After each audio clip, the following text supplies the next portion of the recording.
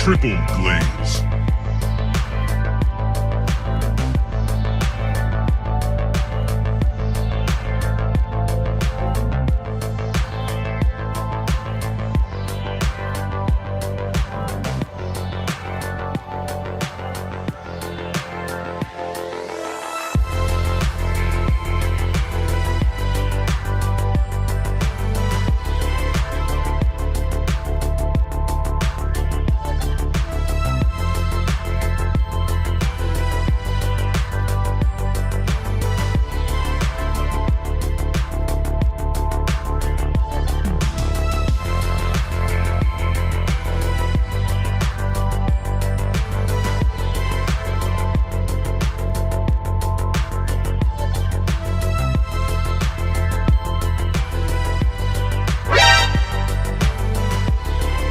Large journalistic force headed toward you. Stand by.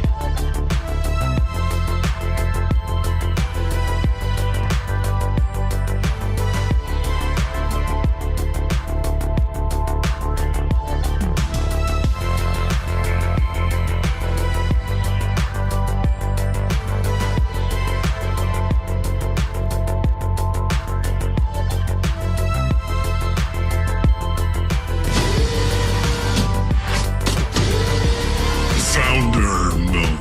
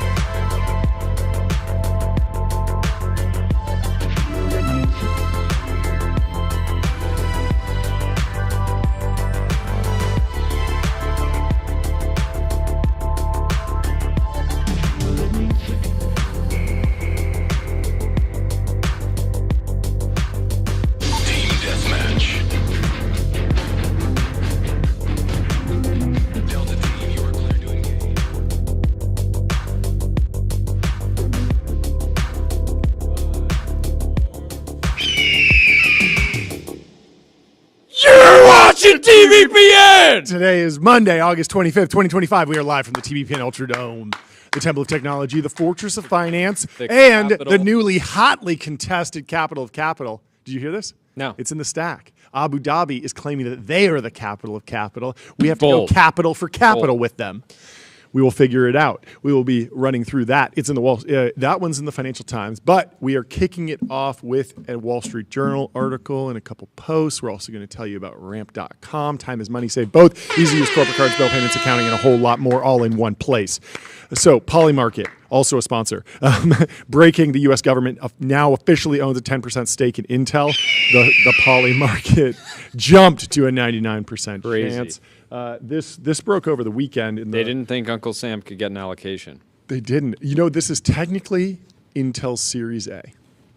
They did a seed round of $2.5 million on convertible debt in 1967. Convertible debt. Vintage. Arthur Rock, not the anonymous poster, not Arthur Rock, but Arthur Rock. The OG. The OG. And then they raised $6.8 million in 1970, and that was their IPO. So this is their Series A, in my opinion. Anyway. Back then, even if you would round down, right? Yeah. Like if it was going to be 6.9 million. Yeah. The very Elon code. Yeah. to go with that number. Oh, they yeah. Were close. Yeah. And decided, hey, let's round down. Yeah. We don't need keep to it classy. Let's keep it classy. So over the weekend, the Wall Street Journal reported President says U.S. will take big stake in Intel. President Trump said the government is taking nearly 10% stake in Intel, capping a 2-week frenzy in Washington over the future of the company and fueling speculation about what else might be done to help the troubled chipmaker.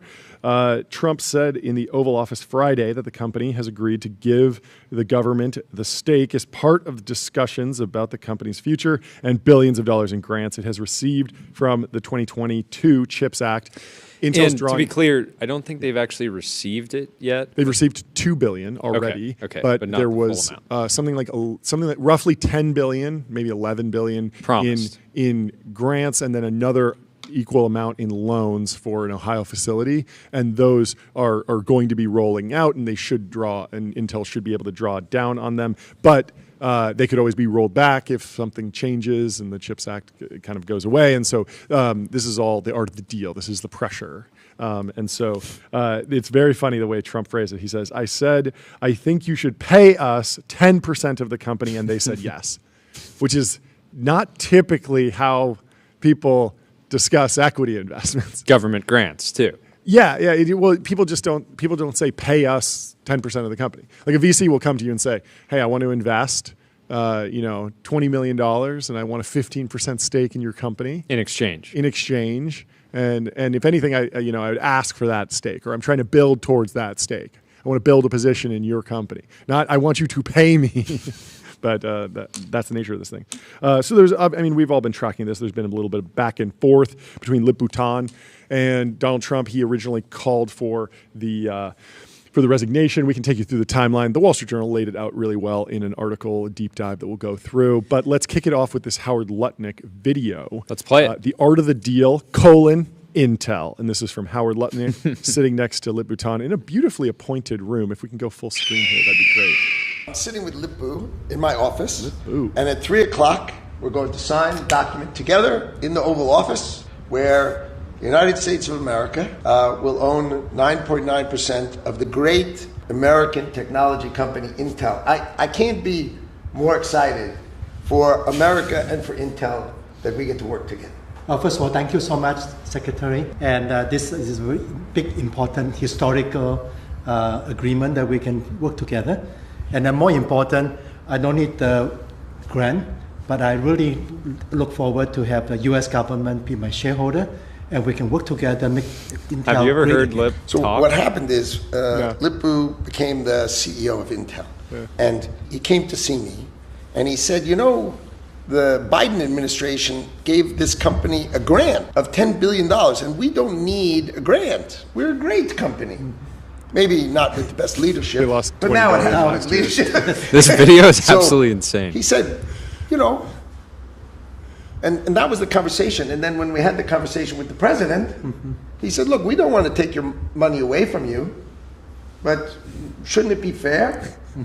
And we agreed that it would be fair that the same money you give they're a company, vlogging deals from America the White House should have in your shares barracks. for it, because it's just fair. And we agreed together, and then you went to your board of directors. Yes. And they agreed. Yes. It's a giant public company, so it had to be fair. Yes. Had to be fair. Had to be fair. There's no other way. And so we did it fair for Intel, and for the American people. And I think this is exactly what Donald Trump is all about. I'm really excited that today we get to do the deal. That's right. together. Thank you so much for your support. What's that? Is that handshake? a botched handshake? What Whoa. happened there? Whoa. Wow. I Lip-Boo went for the dap up. Yeah. And Lutnick hit him with the power grab, shake. the power shake, and it just was botched. Interesting. Yeah, interesting. Very We telling. should, Ben. Can we put that in slow zoom motion in and play that back? Well, the Journal has a timeline here. Okay. Lip Bhutan was anxiously preparing for the biggest meeting of his life. Just 5 months into his tenure as chief executive of Intel, Tan was already fighting for his job. A few days earlier, Donald Trump had demanded he step down over his past ties to the Chinese military. The demand sent Intel's leadership into a panic. They immediately contacted the White House for a meeting, and Tan flew to Washington, huddling with advisors for hours on Sunday, August 10th. His team reassured him that the president would hear him out because, quote, Trump loves meeting with CEOs. Let's go. Who doesn't? Even those whom he has attacked publicly, according to people with knowledge of the conversations. Yeah, yeah. He's been. This is Trump has WWE. fought in WWE. This is WWE. He understands. You call out your opponent, you hash it out, get you leave in the it all ring. on the field. Yeah, it's good. The next day, Tan met with Trump, Commerce Secretary Howard Lutnick, and Treasury Secretary Scott Bessent in the Oval Office. He sought to convince the president that he wasn't a Chinese spy and that the U.S. government has a long-term interest in bolstering Intel, one of the only homegrown manufacturers of the computer chips that power the modern economy. The CEO's argument proved persuasive. The president also took a liking to Tan, a Malaysia-born, Singapore-raised U.S. citizen who once considered a career as a professional basketball player Sick. and backed off I had his no demand idea. for the CEO's ouster. Lore, Lip-Boo. Can we get Tyler, can you actually try to find a highlight reel of Can Lip you Bhutan generate an playing AI image basketball? of Lip Bhutan dunking on LeBron James? But the truce came with a cost. In return for Trump's support, the administration proposed taking an equity stake in the company. It's interesting in that video, they framed it as Lip Bhutan was like, you know what, we don't need the money. Why don't you take a stake? Yeah. But maybe you know, it's kind of unclear who made the initial move. Both ways. So just for context, last year, Intel brought in $50 billion in revenue, but they lost $18.8 billion. So they did not do well on earnings. They missed on bottom line, essentially. Just a little bit. Just a little bit. And they switched CEOs, obviously. They've struggled on the founding side, the foundry side. They're not making chips they can't find customers for their foundry stuff. So, you know, if that continued for a really long time, yeah, they would need the money. But they technically don't, and you can just look at the stock price. Like before any of this, like it's not like Intel was trading as a penny stock. Like it was too rich for Elon to buy with the what was it, 40 billion that went into Twitter, something like that. Like I remember thinking like, oh, I would prefer if he bought Intel potentially because that one seems important. But it's always been around an $80 billion company, and so like if it was truly on the brink of bankruptcy, the shares would be falling even more, in my opinion. So I think Lip-Boo is not being disingenuous there. They actually could get by without the money, but they need to restructure like very seriously, and Lip Bhutan's like doing that. Like he's cutting a ton, he's going to cut more, and if you cut everything that's not additive to that 50 billion, and you just try and hold on to as much of that 50 billion in revenue as possible, and you cut everything that's losing money. You should wind up with something that actually generates, I don't know, maybe $10 billion of free cash flow. Not a bad little business. No. Intel decided to convert nearly $9 billion in grants promised to Intel as part of the 2022 CHIPS Act into a 10% equity stake in the company, an unusual arrangement that makes the government Intel's biggest shareholder. The meeting was a pivot point in a frenzied period for Intel, once one of America's most venerated technology companies, now stuck in a years-long downward spiral. The company scrambled to control the fallout from the president's demand that Tan step down. Triggered by a Fox Business Network segment, underscores the unpredictable environment major corporations face under Trump. By the end of the 2-week roller coaster ride, Tan's job appeared to be secure and the company's situation more stable. Japan's SoftBank Group agreed to invest $2 billion, seeking to curry favor with Trump. On Friday, Intel and the White House officially revealed the terms of the deals. He came in, he saw me, we talked for a while. I liked him a lot. I thought he was very good, Trump said of Tan from the Oval Office. I said, you know what? I think the United States should be given 10% of Intel. And he said, I would consider that. Yet a host of questions remain. I think this might be the gong of the day. This might Gong be of the the day. true size gong moment. This is the Hit it, biggest John. fundraising. Hit that gong. Congratulations. Clean first hit of the week. It calling is it- good to be back. We're calling it 1600 Pennsylvania Ventures, Yep. White House Capital Group, White House Capital Group. Trump so and good. Trump. Tan must resolve core business challenges to get his company on track. Some analysts say Intel isn't in a much better position without new commitments from customers. Yeah. Converting government grants to stock will only leave the company in a worse financial shape by diluting shareholders. Fair. Trump will likely need to find more ways to support Intel, not wanting it to fail on his watch. And I that's just view why, this as and that's why Liputan's like genuinely excited. yeah. Because he's like, Yeah, this now you're is- in. Trump is effectively the SPAC sponsor of Intel now. Yep, It's a new era. Yeah, he has bags, and so he's aligned. And so if Liputan needs to come to him and say, hey, we're trying to make this a facility in Ohio. It's not going well. We need you to put some pressure on We need local to line up some governments. customers. We need to line up some customers, all sorts of things. Like in terms He's of, on the board. He's value add. Trump is a value added investor. He's got audience. Yeah. He's got Audience. he's got his own Yeah. social media tech giant. True. Truth Could be a Social. potential buyer. Maybe Truth Social becomes a hyperscaler. Yeah. It's happened before. Truth Meta. Truth Cloud. Truth Cloud.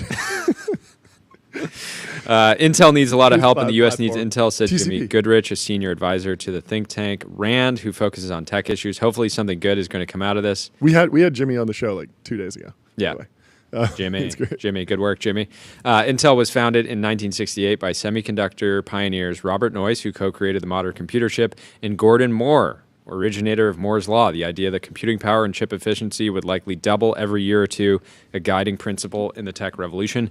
By the 90s, Intel dominated the market for processors used in personal computers. Its Pentium line and Intel Inside marketing campaign with dancers in multicolored cleanroom suits made the company a household name. Then came a series of tragic missteps. The company largely missed out on the mobile phone and artificial intelligence booms by overemphasizing short-term financial targets, analysts say. Rivals in chip design like NVIDIA and manufacturers such as Taiwan Semiconductor surged ahead. It's interesting how if you're a huge tech company, you can miss maybe one platform shift and do fine, but you miss two, you're going to be out in of the rough game. stuff. Even Microsoft said, we missed mobile. We Yeah. got to get into social media. I Gotta mean, get LinkedIn. Yeah, you could. It's a really, really stretched metaphor, but you could say that like NVIDIA missed mobile more or less. They weren't really switching into let's be the design arm of because the iPhone. You were buying enough chips for your gaming Yeah, edition. yeah. No, it was just a gaming company at that time, mostly in scientific computing a little bit. But there is a graphics processing unit on mobile phones. It's just part of the system on a chip that goes into the phone. And it was NVIDIA never really figured out a way to get a piece of mobile. There's a world where the cloud rendering stuff happens, but NVIDIA kind of sat that out, but it didn't matter. Yep. Because they crushed AI. So, see company that is chart? still Look at as that chart. keen to reviving U.S. manufacturing. Look at and is NVIDIA's sales. This is sales by quarter, and it's just and this is what a 30-year-old company is just completely Looks to the right. like Looks a like a ramp. YC demo day. Looks like a This ramp. company. It's crazy. The company is still seen as key to reviving U.S. manufacturing. In his first term, Trump touted Intel's plans for a $7 billion manufacturing plant in Arizona. Yep. Trump advisors began discussing what became the CHIPS Act, wanting to attract companies such as TSMC to the U.S. Has Arizona tried to brand what they're doing? They have so many different chip manufacturers coming into Arizona. They need Silicon Desert or something. Chip City. Chip City. It really feels like there is a significant Center movement of there gravity. that will ultimately become a company town type vibe. Chip City. As discussion on the CHIPS Act crescendoed during the Biden administration, Intel CEO Pat Gelsinger lobbied aggressively, hoping for some of the law's tens of billions of dollars in subsidies. In 2022, he sat in the First Lady's box for the State of the Union speech, during which President Biden touted Intel's investment plans. While the bill was being negotiated, senators including Bernie Sanders and Elizabeth Warren pushed unsuccessfully for a version that would see the government receiving equity in companies it backed.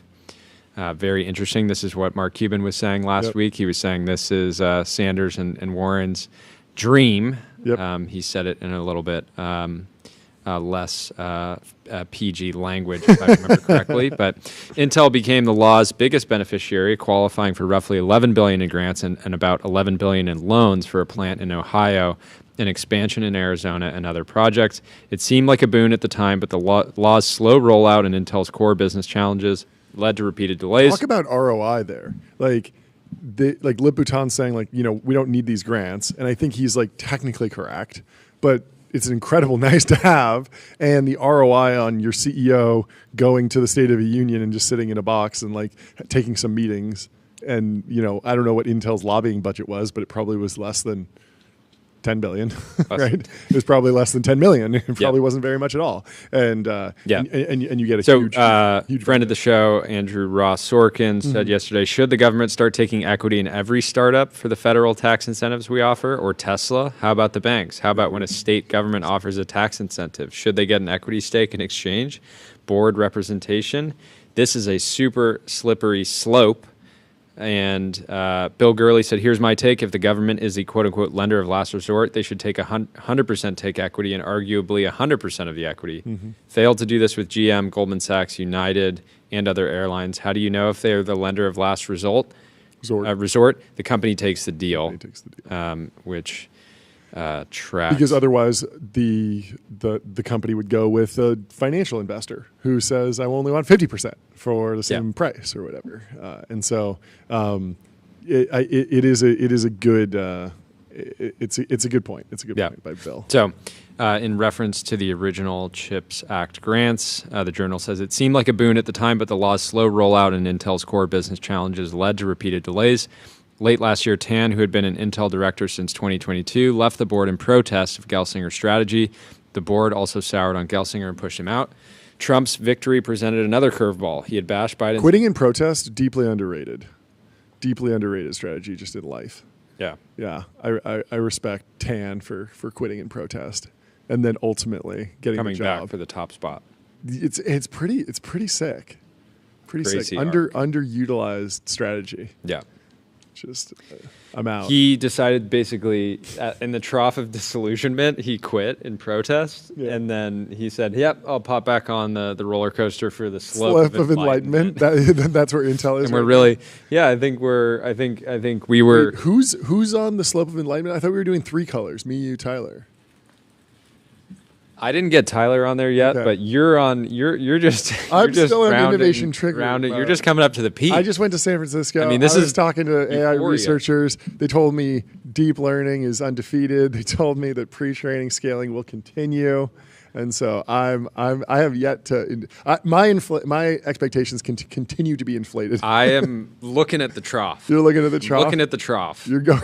I'm headed straight. Wait, for the Tyler, trough. where are you? I think I'm where Jordy is too. It's the red ones on the other side of the downslope. Yeah. Wow, I thought you were so AGI pilled, bro. I thought you were so AGI pilled. But I mean, like, okay, even Dwarkesh is extending his timelines. Like, how can you? I mean, it's hard to still be extending the timelines. Just means that the initial innovation trigger slope is just going like this, but he's still going up. He's still going up and to the right. He's happy. But who is that in the slope of expectations are worse. Yeah. Y-axis expectations. I don't know. Let's just sprint to the plateau of productivity. The real move is that I don't think we're in the trough of disillusionment yet. How about I think we need to make the TBPN version of this for the AI hype cycle. Yes. And the slope of enlightenment, we need to just like another vertical line. Another vertical line. For the fast takeoff scenario. Yeah. It's like we get a bubble, we get a crash, and then we get a fast takeoff. That's the most likely. For sure. No, our job is to recognize and diagnose when we are in the trough of disillusionment and re-illusionize people such that we can get to the slope of enlightenment. I've never been in a trough of disillusionment that didn't one day get to the slope of enlightenment. Exactly. So there's impossible. Always hope. There's always hope. Yes. But anyways. You know what could have made that video better? If it was streamed on Restream. That's right, live. One live stream, 30-plus destinations, multi-stream, and reach your audience wherever they are. Liputan, Howard Lutnick, if you're listening, get on Restream. Anyway, continue, Jordy. Of course. So Trump's 2024 victory presented another curveball. He had bashed Biden's implementation of the CHIPS Act, fueling worries that he could try to change deals or cancel them altogether. Intel's financial condition worsened, and the incoming administration worried the company might fail. Even with the recent share price rebound in August, followed by reports of the deal with Trump, the company is now valued at $110 billion, a fraction of its dot-com bubble peak. The stock is down roughly 50% since the start of last year. Wow. Intel has been left behind, Trump said last Friday. So around Trump's inauguration in January, Lutnick and administration officials began evaluating CHIPS Act recipients and which tech companies generally could increase their U.S. investments in line with the president's goals. They asked semiconductor companies receiving CHIPS Act awards to increase their total U.S. investment, but they knew they might need to revamp Intel's deal or help the companies in other ways. What's interesting there is that when we talk to, like, all of this is like everyone's doing art of the deal on each other. And meanwhile, like, when we talk to Doug O'Loughlin at Semi-Analysis, he's like, realistically, like, all this trailing edge capacity is going to be done in, like, South America. Like, it doesn't make sense to do it in America. Like, a lot of this stuff is just going to wind up getting offshored because it's easier to build some facility that's just copy pasted down there. And so it's very unclear, like, how it can actually work in the long term. And then on the leading edge, like, it seems like it's TSMC and Samsung, like Tesla's going with Samsung, and those will be in the United States, and those will be like cutting edge, like PhD level jobs, amazing researchers, like really, really great, like American innovation. But like, we're kind of already on that path, and Intel's not really the party that you need to be twisting the arm of. It feels like if you want America to be like the leading semiconductor country, you just need to make sure that you have leverage over TSMC and Samsung. Not so, and maybe AMD, Global Foundries a little bit. I mean, Global Foundries is part of Intel now, but a lot of the trailing edge, like, it seems like it might not be a long-term thing that America's ever good at again, because it's like it's commoditizing so rapidly. Yeah. I don't know. Anyway. Clearly, Trump cares about it and wants to keep it here, so that's what he's pushing for. The administration began early conversations with Intel's board about taking an equity stake. The talks didn't move forward, in part because the board, which has often been mired in disagreement, wanted more than the administration was willing to give. Did they want him to take a bigger position? No, they probably wanted like $40 billion in grants or something. Like, give us more for that. Yeah. Former banker Lutnick has had in recent months asked other tech executives what can be done to help Intel, even asking other chip companies like TSMC, AMD, and Micron whether they would consider potential deals. And this is what Doug is. Doug has just generally wanted people with semiconductor manufacturing experience to be involved with the company. Yep. And so it's very possible. This seems like a step in the wrong direction, according to his heuristic, because it's like more government people on the board. But, I mean, to be clear, the U.S. government is not taking a board seat and not having a controlling stake. It's a purely financial stake, which we'll get into. So in March, Intel's board named Tan 65 as CEO. One of the biggest decisions he faces is whether to keep the company as one of the few chip firms that does both design and manufacturing.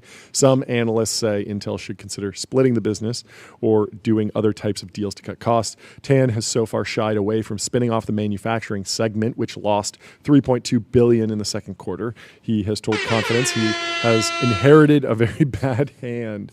In July, Intel said it would lay off 15% of its workers by year-end, cancel billions in planned investments, and further delay work on the sprawling Ohio plant. The new rules of the road were no more blank checks, Tan wrote in a memo to employees. Tan's early decisions at Intel were aimed at getting the company on more stable ground, but the CEO's past work at chip design software company Cadence Design Systems thrust the company into the spotlight. In late July, Cadence agreed to pay $140 million for violating U.S. export restrictions by selling banned technology to a Chinese national defense university. The sales happened while Tan was CEO, so it seems like he probably had to sign off on that in some way. Of course, it's like, is it a university? Is that like, I don't know. I don't know how you like steelman this or dig into steelman it, John. Steelman it? You're the steelman champion of the world.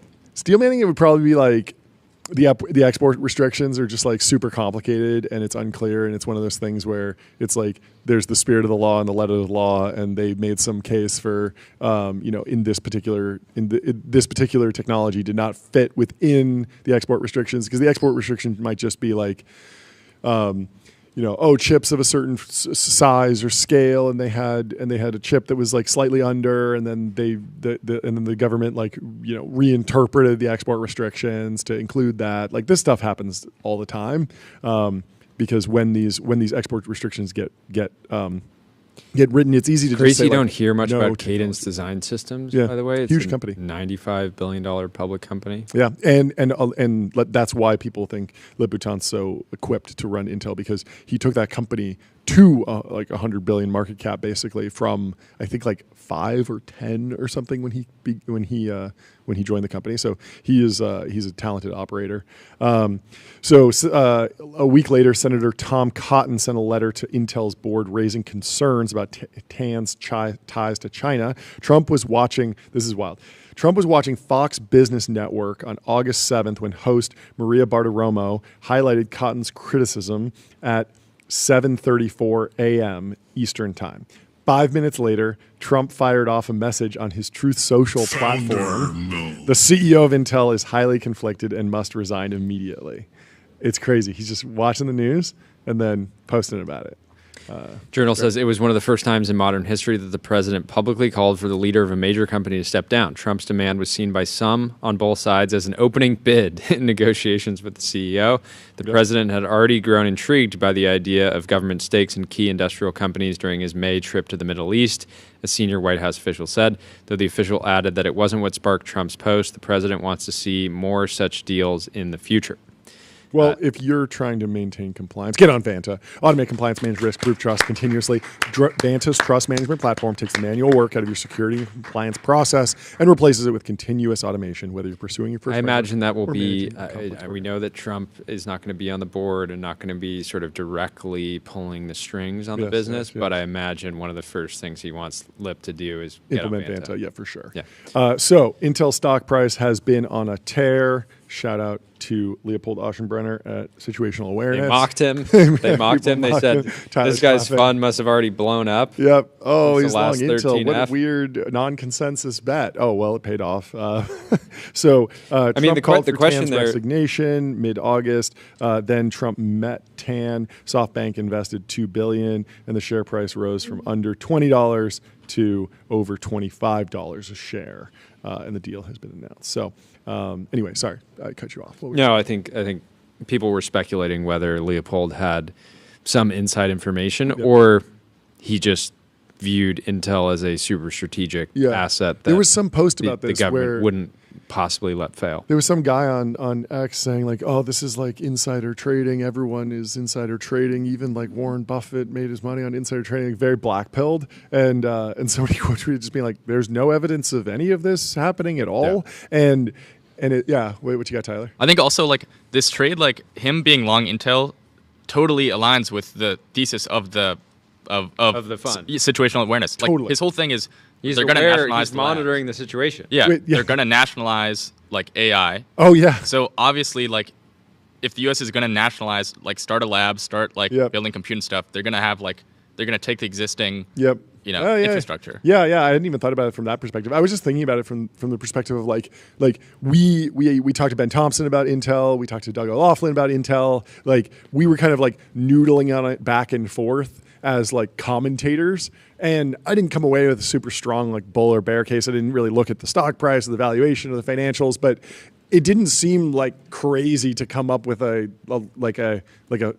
expression of your position in financial terms. And it's very clear that like Leopold and his team just like looked at Intel more deeply and saw that there was an opportunity there. You don't need not every good trade needs to be insider trading, people. It's like so ridiculous. Yeah. And yeah, I mean, it's the same thing. Like, it's like, what does he know about NVIDIA? Like, is it possible he just knows that like he's not in NVIDIA? What does he know? Is he insider trading? Or is he just like looking at like, oh, well, NVIDIA is like the obvious bet, so everyone piled into NVIDIA. It's like the biggest company in the world. Like, maybe not a lot of juice left there. Yeah. I'm going to go where you'll get 20%. I'm going to go and bet on the Intel. things that have high upside potential. And Yeah, I don't know. Anyway, Yeah. In the Oval Office, Tan told the president his ties to Chinese businesses were years in the past, and he was loyal to the United States. He presented ideas for turning Intel around and investing more in the United States. Lutnick told Tan that he thought it was dangerous to have so much of the global chip-making capacity controlled by foreign companies. Tan agreed and reiterated that he was dedicated to Trump's America's First manufacturing agenda. By the end of the hour-long session, the president was convinced and agreed to lay off the criticism. I will no longer call for your immediate resignation on my social media app, Mr. Tan. That's great. Tan and Lutnick then moved quickly to hammer out a deal for the government to take a minority stake in Intel. It was complicated negotiation because it was unusual to convert government grants that had already been awarded into equity. Yeah. While they were in talks, SoftBank, led by Massa, suddenly agreed to put $2 billion into the company, part of its campaign to bet on U.S. firms and appeal to Trump. If they were putting together like a pitch deck for SoftBank, I feel like they should have used Figma for that. Yeah. Right? Think bigger, build faster. Figma helps design and development teams build great products together. I would be shocked if SoftBank uses Figma for the design of their decks. Yeah. Because they seem to be very PowerPoint coded, but they still are powerful. Imagine how powerful they could be if they would, simply get on Figma slides. Let's see here. Did I tell you that my first internship ever was at a SoftBank-backed company? No way. Yeah, drdrew.com. So Dr. Drew was a radio host with Adam Carolla on Kiss FM in 2005. Wait, that's crazy lore. Yes, this is insane lore. So Dr. Drew was a board-certified psychiatrist, I think. Wait, we're pulling up this website, by the way. And so Dr. Drew, during the dot-com boom, wanted to start his own live stream property, basically, and raised money from SoftBank and built a team of engineers and had their own data center, racking servers. And one of my jobs was to go to the... Well, I mean, this is what it is now because he has a podcast and stuff, and you don't really need necessarily a venture-backed startup to be an influencer, So Dr. Drew went to the same high school as me, and Tyler loves every single famous person has gone to John's high school. Yeah, it's wild, but yeah, pretty great. One of my pop by the summer office was go in the data center, and it was super cold. It was not a data center like people think today. It was a room with a couple racks of servers, but there was no AWS. So if you wanted to set up a website, you had to rack a server and put the code on the server and then run it. Just put the servers in the bag, bro. Yeah, the brand was a little bit different back then. The first show that they were going to greenlight was this sort of it was about a lot of his stuff was relationship coaching. So Loveline people would call in about their relationships, and so I believe they were going to put two people like a man and a woman who were maybe dating, and they were going to go on a road trip, and they were going to live stream it.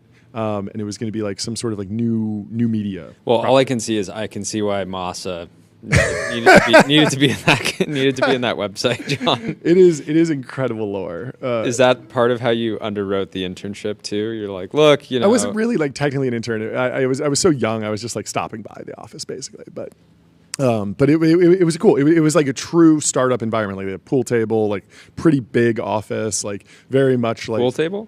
Yeah, pool table. Amazing. It was very iconic of you don't see the pool tables in offices. No, now it's ping pong tables. Yeah, they've taken over. We should. Do you like pool? I like pool. Okay, yeah. We should get a pool table back here. Billiards. Yeah. Yeah, it was the classic kind of overfunded venture-backed.com bubble company where huge staff for something that would ultimately be small media company. So yeah, a media company that should focus on the media piece, and then the YouTube should just be a platform. And so it didn't make sense to be in the middle. You either just wanted to be the influencer or the platform. Anyway, so SoftBank had already pledged to spend at least $100 billion in the U.S. on AI and other tech investments, a move announced by Sun at Trump's Mar-a-Lago club last December. SoftBank had also earlier this year discussed a potential deal to acquire Intel's chip manufacturing business. Intel and the U.S. soon agreed the government would use $8.9 billion in grants that had been committed but not paid to take a nearly 10% stake at a slight discount. The U.S. won't have a say in governance. It already gave Intel $2.2 billion in CHIPS Act grants. That was what we were talking about earlier. Some had been given, but not all that was promised. David Shapiro, a former partner on the Wall Street firm Watchdell, Lipton and Rosen and Katz, drew up the terms, including a provision that the government could acquire another 5% of Intel at a discount if the company sells the majority of its manufacturing business. It's an underrated naming scheme. I really wish startups would do this. Like the next AI startup should just be like Coogan and Hayes and Cosgrove and this could be totally a new meta. It can only be done once. Yes. By a great team. If we did Coogan, Hayes, Cosgrove, and Kohler, it'd be amazing. I mean, at some point we should just add the whole team. The whole team, The longest. We could definitely get the .com. Last names. Coogan and Hayes and Cosgrove and Kohler, just over and over and over. Yep, so the administration insisted on this provision, this 5% at a discount, as a type of poison pill meant to dissuade the company from fully exiting the manufacturing segment. And this is what people are really excited about. Government involvement in the decisions of highly technical projects, highly technical, complicated businesses. Yeah. Right? Government famously good at building things. Yes, yes. So if Intel were to give the government another 5%, it would obviously dilute shareholders and complicate things. So despite the initial optimism, many analysts say the agreement will only be a boon for Intel if Trump can also find customers and attract more investment for the company. He might be able to do that. I think he's going to be able to do both, to be honest. I think he's going to be able to strongly encourage other companies. He's not going to be like a VC that just sits back and reads the investor updates. There's one thing, people can criticize Trump for a lot of things, but he is available the week of August 25th. Yes. He's online. While many allocators, he's not at Burning Man. He's not at Burning Man. Which is crazy. Interesting. Which is crazy. You'd think that he's starting to get into venture. That he would naturally he would go to Burning Man. Set up an Oval Office camp at Burning Man. But instead of being at Black Rock City, he might be at Black Rock. That's right. On doing Wall deals. Street, doing deals. That was one of our good. There's an early episode of TBPN where John and I are riffing out Black Rock City, the home of Burning Man, and wondering if there's a connection. There's almost certainly a connection. Obviously, a connection to Black Rock, financial institution. SoftBank's $2 billion and the $8.9 billion in government funding that had already been promised aren't game changing for the chip manufacturing business. In the grand scheme of things, it's not. It's so crazy. Money. They lost $18 billion last year. We're not even covering last year's losses. But better to have and not need, I suppose. So the agreement is fueling speculation that the president could lean on other tech companies to work with Intel. Strongly encourage. Demand that they are fired if they are not. If they do not, he's going to rip some posts. Tan has met with potential customers, including Apple CEO Tim Cook, trying to win support for Intel's next generation manufacturing process. This is not the kind of thing I see Tim being super interested in. He's like more expensive, less performant. Apple has spent a decade getting off of Intel and Intel Macs and going to Apple Silicon, which are so integrated, so perfect for the Apple ecosystem. Now you can run iOS apps on Mac and vice versa. It's there's a ton of they've been spinning up the ecosystem on top of Apple Silicon for so long, the different graphics engines and getting developers to go deeper into optimizing for Apple Silicon, and then they just rug it back on Intel. So the Journal says many executives say they would need big incentives to use Intel for manufacturing, given how badly it trails industry leaders like TSMC. It is difficult to switch semiconductor manufacturers because the processes are specialized and have to be planned out years in advance. The government's stake in Intel is the latest in a series of extraordinary interventions in the private sector. I mean, what's the craziest thing that they could do? Apple GPU for a cluster at Intel or something, kind of fresh start. That seems like something way out of their wheelhouse of both companies. I have no idea how they would do that. But, I mean, if Amazon can do Trainium and Google can do TPU at TSMC, maybe there's a world where that happens. I don't know. Anyway, Global Foundries punching the air right now. Anyway. So they highlight a couple of the other deals it's worth covering. So the president won a quote-unquote golden share of control over Japan's Nippon Steel in return for allowing it to take over U.S. Steel. These golden shares are in reference to what the CCP Oh, I thought it was in reference to the president's toilet, which is gold. Yes, and many of the fixtures in the Oval Office. Yes. And last month, Trump struck a deal with NVIDIA and AMD for the federal government to take 15% of their chip sales in China in return for allowing the exports. Yep. In early July, the Defense Department took a minority stake in MP Materials, a maker of rare earth magnets. Days later, Apple, which the Trump administration had long pressured to expand its U.S. supply chain, announced a $500 million deal to buy MP's products. Yeah, so that's an example of like Trump acting as biz dev basically for the companies he likes. I mean, he's really going to make a lot of VCs look bad. That make big promises during the deal process when they're trying to win allocation. Yeah. And then kind of I'll help you ramp your revenue for sure. Yeah, I'll help you. I know a lot of the top guys. I know a lot of the top guys. I know a ton of founding engineers. I don't have 50 other portfolio companies that also want to hire founding engineers. I got you. Yeah. I got you. But the Intel stake is among the most notable, given Trump called for Tan to resign, then quickly brought him to the negotiating table. There's this Darth Vader aspect of the whole thing, said Gautam Mukunda, a lecturer at the Yale University School of Management, never heard of it, who studies innovation and leadership, referring to the Star Wars villain who started as good, became evil, then redeemed himself. Anyways, so do you want to read through this post from the big question? Is this socialism? MAGA socialism? Is this MAGA socialism? A lot of people have been saying this. And I mean, I think like my default take is that I don't know that Intel is so critical that we need necessarily a backstop. I don't necessarily know that the government is the right board you don't member. Trust Doug on this? Doug really doesn't want, Doug from SemiAnalysis really does not want Intel to fail. Yeah, I don't know. I'm still like on the fence about it. But so the debate has been raging. Like, is this socialism? And so we're going to the socialists, who are self-proclaimed the People's Line, from Carl Beher. And Carl says no, but that hasn't stopped Democrats from complaining about it. And this is interesting because obviously the Trump camp is very pro this deal. And they're saying, this isn't socialism. What are you talking about? We're just doing art of the deal. We're making good deals. And this is an America First agenda project. The Democrats are saying, oh, wow, Trump is a hypocrite. This is socialism. The socialists are saying this isn't socialism. It doesn't go nearly far enough. It doesn't count as socialism because it's not a controlling stake. So Carl says, former Obama Undersecretary of State Rick Stengel is freaking out right now over the news that the Trump administration has taken a 10% equity stake in chip manufacturer Intel. This is a quote from Rick Stengel. Trump's strong-arming Intel for government equity is something Mao and Stalin would be proud of. Once the GOP believed in laissez-faire capitalism and government not interfering in the private sector, look it up. The state owning the means of production is called Marxism.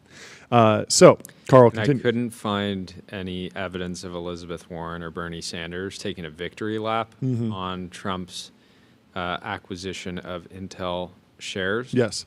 Which was surprising given that back in the Biden admin era, they were pushing for this. Yes, but the key discussion that's going on right now is financial ownership versus true control over capital, and that's what Carl's going to get into here. So he says, anyone old enough to remember the phrase government motors, this is from the era of the takeover of GM, should be able to appreciate what a wild line of criticism this is to hear from a former Obama official. As part of his Troubled Asset Relief Program, TARP, Obama took for the U.S. government a 61% equity stake in General Motors, and the right's backlash was entirely predictable. Rush Limbaugh called this a sterling example of the left's crusade for government control of business. That proved the left's enchantment with socialism. John Stossel complained that this was a move toward more government control of the economy, and in the end, that's pretty close to socialism. That so many liberals have adopted this line of criticism. Joe Scarborough took it up on Thursday, and Democratic consultant Jessica Tarlov ran with it on Friday, for example, should probably provoke some reflection among socialists who think of liberals as fellow travelers. While socialists may share certain egalitarian values and other priorities with contemporary Democrats, American liberals are still reflexively ambivalent to hostile toward the basic socialist agenda of nationalization. They will opportunistically support it when it's time for Democrats to bail out the economy, but they will aggressively attack it if they think this will score points against Republicans. There are a few things that contemporary liberals enjoy more than catching a Republican doing something that they can rightly or wrongly construe as socialist. In this case, I would say wrongly, Stengel's definition of Marxism as state ownership of the means of production is confused for all kinds of reasons, but here are the most salient that is that ownership does not imply control. Even if this was ordinary equity, 10% would hardly give the government any kind of significant control over the company, but as Intel made clear in a statement, this deal doesn't even give the government 10% control. Quote, the government's 9.9%. But no. So there's more. The government's investment in Intel will be a passive ownership with no board representation or other governance or information rights. The government also agrees to vote with the company's board of directors on matters requiring shareholder approval with limited exceptions. So this notion of passive ownership perfectly illustrates why socialists would do well to talk about control rather than ownership of the means of production. A major function of modern finance is to sever the relationship between those two. To identify control, you have to look past the legal and business terminology and figure out who actually has the final say over any given lot of capital. In that light, it isn't clear that 10% ownership stake even represents incremental progress towards control of Intel, which is what the socialists want. Convincing a business to give you a 10% non-voting stake in their company is a very different thing from getting a 10% voting stake, let alone a 51% voting stake. Nevertheless, American partisans clearly aren't interested in litigating the fine details between ownership and control, and that's why socialists have an interest in this fight. If Democrats are going to vilify Trump as a socialist, the best response is to complain that he isn't even doing socialism. He's not doing enough. He's not doing enough. And so my takeaway from this is that it's a good point. Like, it is not the goal of socialists, but at the same time, it reaffirmed that I do not want to do the socialist thing here because I don't want the government voting on what Intel should do. Like, I don't think the government's equipped to make the decision on how they should position against TSMC, where they fit in Apple Silicon versus TPU versus Trainium. Like, it just doesn't seem like the government's set up to actually run this company more effectively than anyone else. And so I'm very hesitant about that. It sounds like something that's like very good in some abstract sense to the socialists, but I have no faith that if the government were to get a 51% voting stake in Intel, that we would get a better outcome here. Well, the better outcome, people were talking about this on the timeline, would be Trump answering questions on earnings calls. That would be fantastic.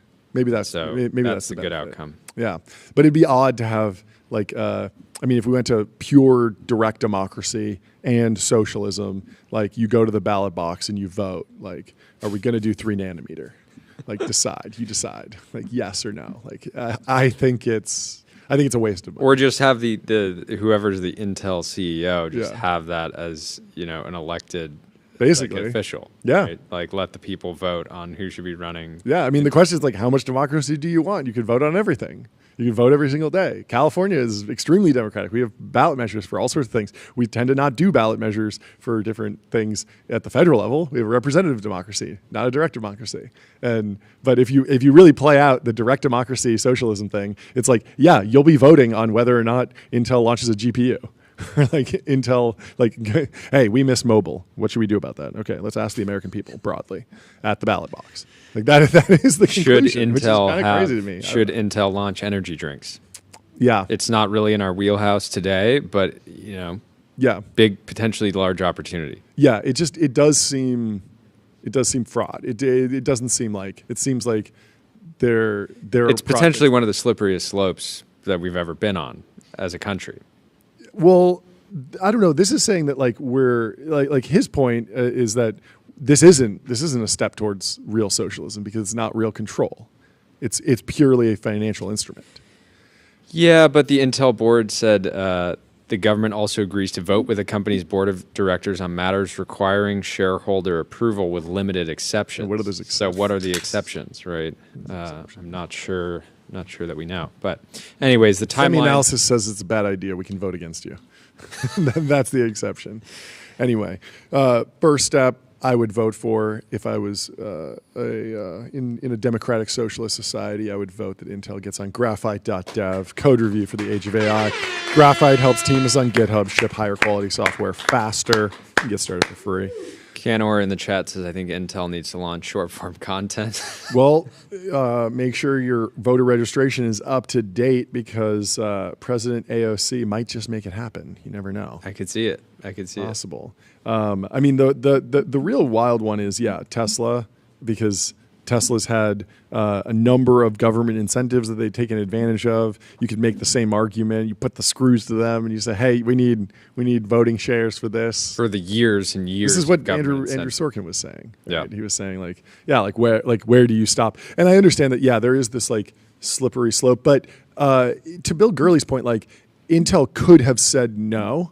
They could have said we're actually going to be fine without the CHIPS Act money, and so we don't want an equity stake. Although Le Bouton is sitting there just on fire, and he's just being like, "You don't need to help. You don't need to help put it out. I'll be good. I'll be good."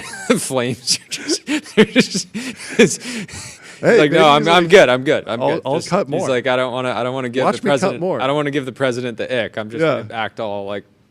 Hey, I mean, BlackBerry is a cybersecurity company now. Maybe Intel just pivots all the way down to just we actually just own real estate at this point. Yep. All we own we're real estate, and we just lease to TSMC, and that's it. We're completely out of probably decent business. Design. I don't know. Anyway, the timeline was in turmoil earlier. Daniel Tenrero said the Emily's Sunbergification of everything you love continues apace. I don't know what that means. Emily fires back and says, "Keep my name out of your mouth. If you came to the party I hosted with TBPN and you didn't say hello to me." He said hello to me. I don't know. There were a lot of people. There were a lot of people. But we got to get some sound effects for that. I see multiple journalists on the horizon. Who's the journalist? Well, I mean, there were multiple journalists. In another life, Emily could have been a journalist. But true. Anyways, you guys should Emily come on TBPN and just debate. Oh, that'd be good. Yell. Yeah, that's great. Andrew Reed is highlighting some small cap sell side research notes under the what company is this? I have no idea. CMRC. NASDAQ. There are some things that just go better together. Austin and live music, techs and mechs, smoked brisket and just about anything, and perhaps commerce and the next wave of AI-driven agentic discoverability. Oh, this is for Big Commerce, probably. Big Summit. Commerce is... Oh, maybe they just rebranded as just Commerce, but it used to be Big Commerce. Commerce. And commerce.com. Yeah. Big Commerce. Big Commerce. And it was a competitor to Shopify, I believe. Yes. Yeah. And they did not have a go. I have a buddy who was like, I think Shopify is overrated. I'm going long Shopify. I'm going short Shopify, long Big Commerce, because I think that there's too much of a delta there. And I think that trade went very poorly. I'm not sure exactly when he executed it. Down 93%. But this one went way down and Shopify went way up. Commerce.com, though, is a pretty hard domain. It is a good domain, but you need more than that. You need a goated team. Yep. Silicon Valley launches pro-AI pacts to defend industry in midterm elections. Mm-hmm.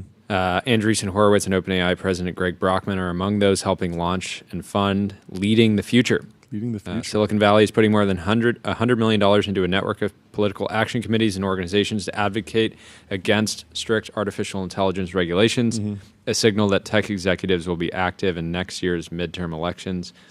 Well, if you want to analyze where all that $100 million will go, you got to get on Julius. What analysis do you want to run? Chat with your data and get expert-level insights in seconds. We're loved by 2 million users and counting. 2 billion soon. 2 billion Many are soon. saying this.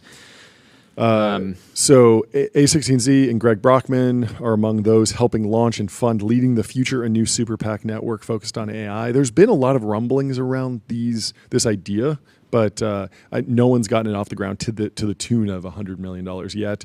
The head of government affairs, Colin McCune, and Brockman, and OpenAI chief global affairs officer Chris Lehane were involved in initial conversations earlier this year about the need to help shape industry-friendly policies. Leading the Future hopes to use campaign donations and digital ads to advocate for select AI policies and oppose candidates who the group believes will stifle the industry at large. One of its goals is to push back against a movement backed by some other tech titans that focuses on regulating AI models before they get too powerful and create catastrophic risks. This is Tech Titan on Tech Titan team deathmatch. This is absolutely love it. The organization said it isn't pushing for total deregulation, but wants sensible guardrails. So, the main debate is is there going to be the AI FDA? I think this was a talking point that I heard on All In years ago, and I heard repeated in Washington from someone in the House of Representatives. This idea that there should be a government organization that reviews and tests models before they get deployed, and very clearly that would slow down progress significantly because DeepSeek ships a model without even updating the model card. And they're just run your own benchmarks. We're not testing this thing. We're just releasing. We don't have time for that. It's on Hugging Face. And so it might be wildly dangerous. Imagine if you can figure it out. Let us know. Imagine Let us know in the comments if this is before you release to Hugging Face. You need to go through some sort of FDA style regulation that could take years. That's going to really, really slow things down. Probably be bad for the industry overall. Maybe it creates a little bit more monopoly power for companies that have the resources to get through that process, but would be very, very difficult, and it would certainly hurt the rollout of small models, depending on how it was. Because if you just say you can't deploy any neural network of a certain scale or size, how are you even defining that? All of a sudden, do you have to approve the latest Reels algorithm before you update that? That's something that's updating all the time. The future of these models is much more iterative than one big release. So it seems sort of equally important. Sheil is on the timeline right now, highlighting that Greg Brockman married his wife Anna at the OpenAI office on a work day. Ilya was the officiant. That's amazing. Which is absolutely amazing. I love it. Love to see it. If you are a busy executive, consider marrying your wife in the office with your co-founder as the officiant. There's some good precedents here now. Absolute dog. I really hope Ilya goes back to OpenAI. That'd be such a fun twist. We'll see it. Anyway, if you're trying to get your brand mentioned in ChatGPT, go to Profound. Could be. Reach millions of consumers who are using AI to discover new products and brands. Used by MongoDB, Indeed, DocuSign, Zapier, Ramp, Majuri, Workable, 8Sleep, US Bank, Chime, Clay. It's a good crew. Good crew. Many tech executives worry that Congress won't pass AI rules, creating a patchwork of state laws that hurt their companies. Earlier this year, a push by some Republicans to ban state AI bills for 10 years was shot down after opposition from other conservatives who opposed a blanket prohibition on any state AI legislation. It does seem very difficult to deal with state-by-state regulation when you're running an internet. The chat is adding some commentary. QSBS rollover says little language models are threatened. Yeah. We must defend the little language models. Yeah. Taylor says USG doesn't realize the future of LLM proliferation looks more like the AK-47 and less like the bomb. Well, yeah. Maybe that's a bull case for state regulation, since most of there are some federal regulations, obviously, but a lot of it's state by state. The California compliant AR-15, the California compliant LLM will be severely nerfed. It certainly cannot do physics. It certainly cannot do physics, yeah. That would be too dangerous. Anyway, Linear is a purpose-built tool for planning and building products, meet the system for modern software development, streamline issues, projects, and product roadmaps. Leading the Future will generally align with the White House AI and crypto czar, David Sachs, a frequent critic of AI doomers. The organization plans to start work in 4 states seen as key AI policy battlegrounds: New York, California, Illinois, and Ohio. The group said it would support both Democrats and Republicans. It would include federal and state PACs and a 501c4 organization that advocates for policies. The network's AI campaign is expected to start later this year. One of the best known venture capital firms. Andreessen Horowitz is also a big backer of Fairshake. Billionaire co-founder Mark Andreessen was one of the most notable tech executives to support Donald Trump last year after previously boosting Democrats. Part of a swing in Silicon Valley toward conservatives. The shift has worried some Democrats who fear they may be hemorrhaging support without more positive messaging around AI. Brockman co-founded ChatGPT maker OpenAI along CEO Sam Altman and others, and is now one of AI Altman's top deputies. He is contributing to the new group with his wife Anna Brockman, who he married. And yes, this is the quote on a work day. Other backers include 8 VC managing partner and Palantir Technologies co-founder Joe Lonsdale, AI search engine Perplexity, and veteran angel investor Ron Conway is in the deal. So certainly bipartisan. Well, it'll be fun to track that and see what kind of billboards they're buying, what kind of out-of-home advertising they're doing, what kind of... maybe they should head over to adquick.com. Out-of-home advertising made easy and measurable. Say goodbye to Dan Hicks. I was actually just talking about, like a lot of these PACs, they run like attack ads or they run, policy ads. They put out policy papers. There's a variety of things that they can do. But let's get Lead the Futures PACs spending, I would say like at least half, the $100 million on AdQuick. We'll work on making it happen. But without further ado, we have our first Darren guest in the Restream room. Darren, how are you doing? Welcome to the show. How are we doing? We're doing great. We're doing great.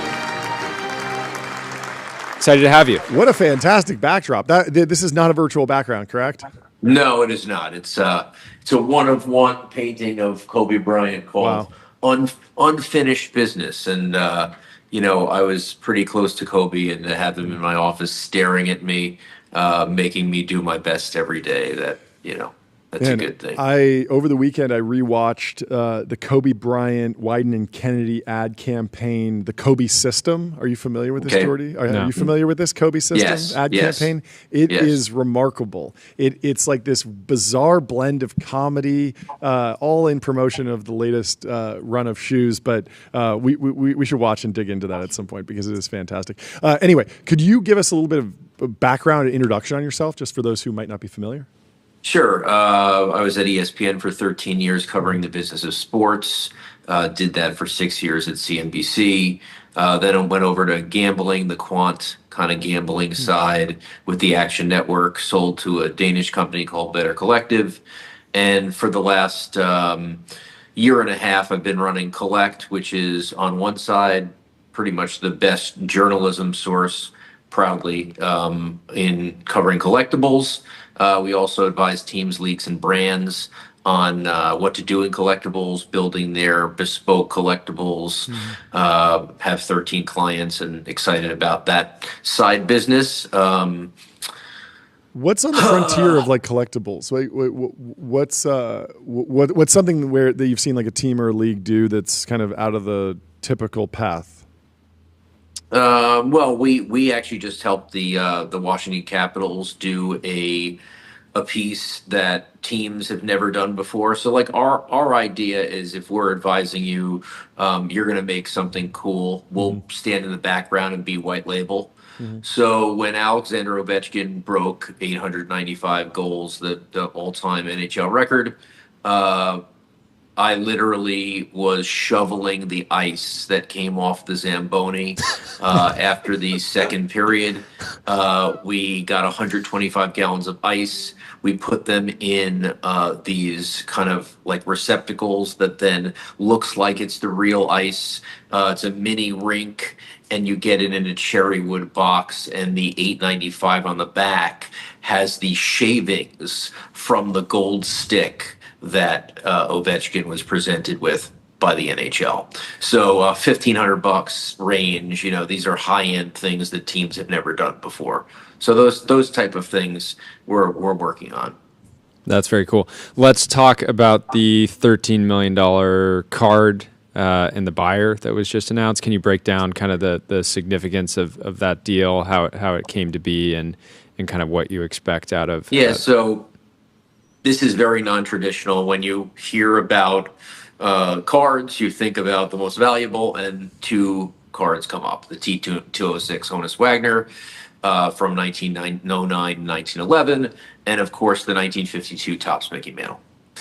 For the most part, for all time, that has been 1 and 2 alternating, with the small exception of Mike Trout for a little bit.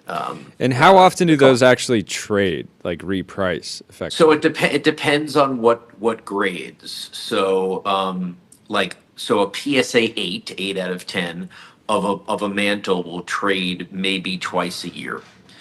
A PSA 9 will trade maybe once every 2 or 3 years. And a PSA 10 mantle, there's 3 of them. They're probably, in order for someone to trade it at this point among those 3 guys, they'd probably have to get 40 million for it. So that hasn't traded in 10 years. Wow. The Honuses, there's 60 of them. They trade usually once a year. And now you have these other cards, these modern cards, which in 2003, Upper Deck started coming out with these exquisite and logo man cards. Essentially gives you signed from a couple of players and then patches of that, where Upper Deck says that it's been represented to them that this is a game use patch. And these cards back then were $35,000 to $100,000. In the last 5 years, they've become easy $1 million cards. And, there's not many of them. Most of them are one of ones. So the Kobe LeBron, a Kobe Jordan, whatever. And this one was seen as kind of the most coveted. A couple of years ago, probably would have sold for $5 million, and now there's a lot of interest. There's interests from the people that bought it. Kevin O'Leary and Matt Allen started Secure Collectibles, which is essentially, we think, a fund to buy into these modern cards. Previously, you've had funds for vintage and get into these vintage cards, but the modern cards seem to be the ones that people are into. And it's hard for me. I have about a $15 million collection. I've been collecting for 20 years. It's hard for me to get into the modern cards. What is that? I dropped. No, something. it's just a big number, so I had to hit We're the just arrow excited for for it. you. That's a huge collection. Congrats. Yeah. So, but I don't really. I collect real one of ones. To me, this is. I'm not trying to shoot it down, but this is manufactured scarcity, right? Mm-hmm. The card company says it's one of one. I'm collecting something that's really one of one, Well, this is played out somewhat in the car world as well. I think from what I understand, the sort of true classic Ferrari market has somewhat slowed. It has in that the younger generation, the Instagram generation, the millennials are probably more focused on some of these modern supercars. They might be more interested in acquiring an SP3. That has happened. That has definitely happened.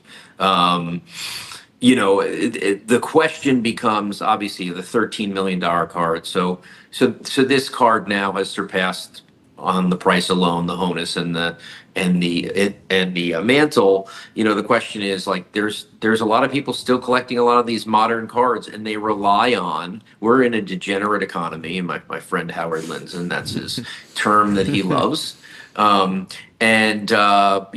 son opens up packs, and he's 11 years old, and if it doesn't have a number on it, if it's not out of 25 or have a gold little foil or whatever, he literally throws it in the garbage. It's in the garbage, and you're having these businesses now that are. So are we getting the youth hooked on gambling at a young age? Is that? I think everything is on tilt. So if they're not gambling, straight up gambling, they know about Bitcoin already. They know about things that trade nonstop. The stock market stops. And so they're always these repacks. Have you seen how these digital repacks? Basically, No. what happens is you open up cards that they've scanned in the system.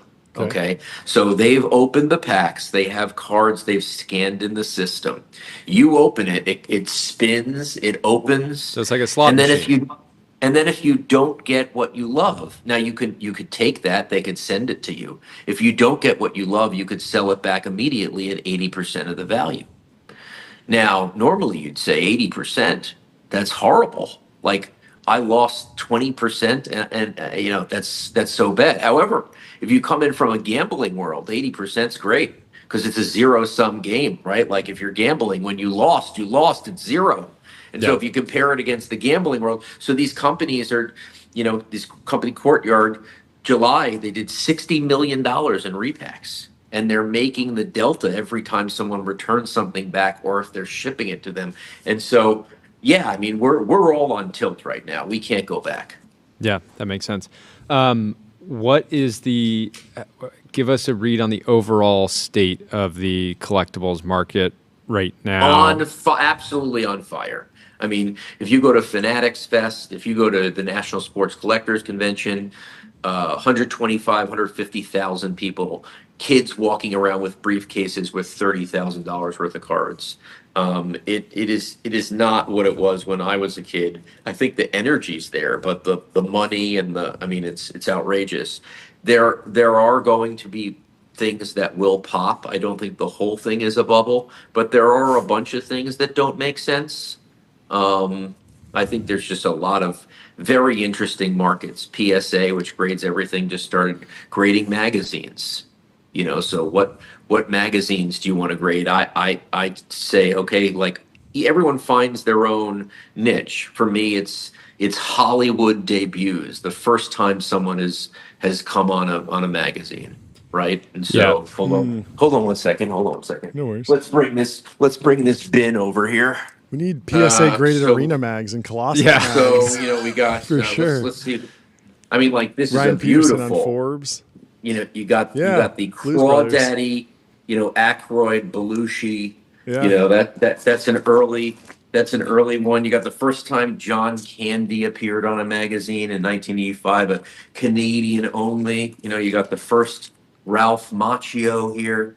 I just appreciate how I know like 2 out of the 10 names.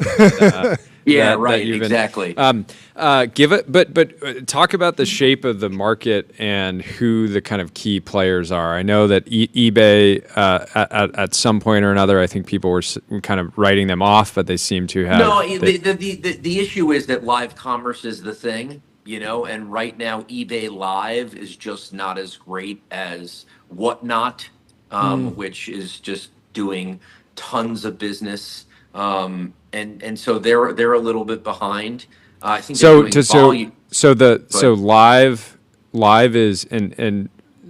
live is dominating the traditional auction. Live is dominating. A lot of it has to do with breaking, which is also gambling. Mm-hmm. So I told you about repacks. breaking is essentially I buy a team.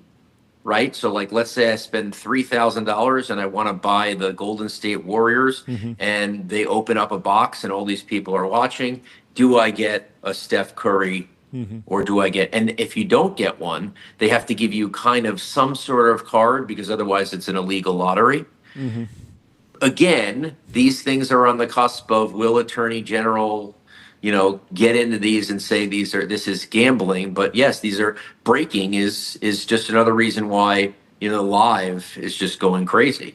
And what's Fanatics' strategy been to date? I know they've been acquisitive and they now have an advantage, right, in terms of actually originating. They have all the rights. They're about to take over the NBA rights. They have the Major League Baseball rights through Topps. They're about to take over the NFL rights. They have Fanatics Live, which is breaking. They, clearly have a lot. They have Fanatics Collect, which is their auction house. So they're really, really involved in the game to a point of, almost or definitely monopoly power. Interesting. What do you think of Labubu? We got a question in the chat. I think it's hard to figure out. See, the key to PSA and the key to the growth of collectibles has been population reports. Mm-hmm. Tell me exactly how many there are, right? So I can tell you there's only 3 Mickey Mantle PSA 10s, right? On Labubu, it gives me the odds, but I feel like I need to know live how many have been opened. How many have, how do we figure out how to have population reports and grading these things? Because that's what gives you the want and the wish to say, okay, I want to invest in these things. Other than just have these mystery boxes are another way to gamble. the degenerate economy. What about in the business collectibles space? I know there was this signed Steve Jobs business card that traded, but what are you tracking there? I like Jobs. I was worried about the number of checks that came out. I am one of two people who own a Steve Jobs signature that says "Go change the world." Wow. I think that's a cool one that I'm holding on to. I own the largest Warren Buffett signature in the world. It's 2 feet long on 18 uncut, uncirculated dollar bills. Wow. I think, when Warren passes, I think someone's going to want that on their wall. Wow. I'm gonna hold for now. Yeah. Do you think there's a potential play to build a kind of vertical marketplace for just business collectibles, or is that not the way? Yeah, for sure. Yeah, I have every Berkshire Hathaway meeting pass from 1996 to 2025. That's incredibly cool. The hardest one to get is 2000. I just got it, so I'm really excited about it. The business cards are tough though, because unless they're signed, it's hard to figure out if they're real. Yeah, we're in a unique position where we were recently at the Figma IPO, and we brought a special gong and had the CEO, Dylan Field, ring the gong. And we were thinking about how we should evolve that. Maybe. And we have a big studio here. We can hang them from the rafters. Yeah, we think we might game hit gongs or something where they sign at the IPO. That would be pretty good. Okay, yeah. I don't know that we're doing it it's more just for lore at this point than ROI. Yeah, but if you had 100 gongs, that would be kind of cool. We'll work on this. I always tell teams, when you have a concert of an important figure in there, you should give them some custom thing, and then you should have your own custom thing so that you get it signed. Yeah, no, that makes a lot of sense. Yeah, but it's a fun vertical. It's if you know what you're doing, I think like anything, you should have a take, right? You should have a strong take, and you shouldn't be a follower. Mm-hmm. Like, why do you think something should increase in value? And I jump all over the place in terms of trying to get into markets every day. I think the Beatles, costly, but still has a huge run up. Yeah. Right. There's 2 guys still alive. How do you figure all that stuff out? Yeah. Is there a cottage industry of people, like specifically in music collectibles, that are just focused on acquiring assets from artists that are emerging today? Yes. Or do people typically kind of wait too late to start taking an artist seriously? Well, again, it's not too late, right? It's not too late in music, because I think, again, we're still so behind. Billy Joel, right? Like you could see there's a fervor for Billy Joel type stuff. You could still get some good stuff. Now you can't get his first concert at MSG because I own the only 2 in the world, and I'll have to sell it to you. But you can get into these things. It really is not too late. It's never too late. You have to just say, okay, at the price it is now, what type of upside does it have? But in music in general, I think Billy Joel, Bon Jovi, Springsteen, Madonna, all early days. How do influencers play into the world of collectibles? I've followed the story of Ed Bolian and the Lamborghini Murcielago market, where he kind of figured out that there were maybe less of a certain type. I think it was particularly manual transmission LP640s. The market had estimated that maybe it was 60% people went for automatic when that car came out. And when he actually put all the VINs together, figured out all the numbers, it was more like 99% of people had selected automatic. And then he popularized that through a series of YouTube videos. And I believe the market really caught up because of that. Does that happen? Do you have any stories around that? Yeah, I mean, I controlled the ticket market. So when PSA said they were coming out with grading tickets, I said, okay, I got to find the 100 best tickets of all time. I got to be really quiet about it. And then a year later, I got to say, hey, tickets are great. Now, this was not just a pump by me, because I should say that I've only sold about 1% of my collection. However, I bought Tiger Woods' first PGA Tour event for $1,000, and then a year later sold it for $77,000. Wow. So I was able to, underwrite the entire collection. So some big, there were definitely some ridiculous pops. I bought the the nicest full ticket of Marilyn Monroe singing "Happy Birthday" to JFK. Bought it for 6,000, sold it for 105,000. So like there you go. Give me another one. There we go. Yeah, you can influence markets, and I do. But again, it's genuine, right? I love tickets. Yeah. I mean, at a certain point, like what Ed Bolian did with Lamborghini was like very much fact finding. He wasn't manipulating the market. He was just bringing extra information. Sharing information. Yeah, I do. Do you worry that? So many different things in our lives have gone digital, which just reduces the number of like. But is that a positive or a negative? Yeah, right? No, it's a good point. And I would say in collectibles, you can't appeal to every audience. The ticket market is going to really appeal to the 40 to 65-year-old person right now. And guess what? Those are the people that have the most money to spend. So should I feel bad that I'm not that the 20 to 35-year-old doesn't care about my market? No, especially if you have one of ones, right? Like.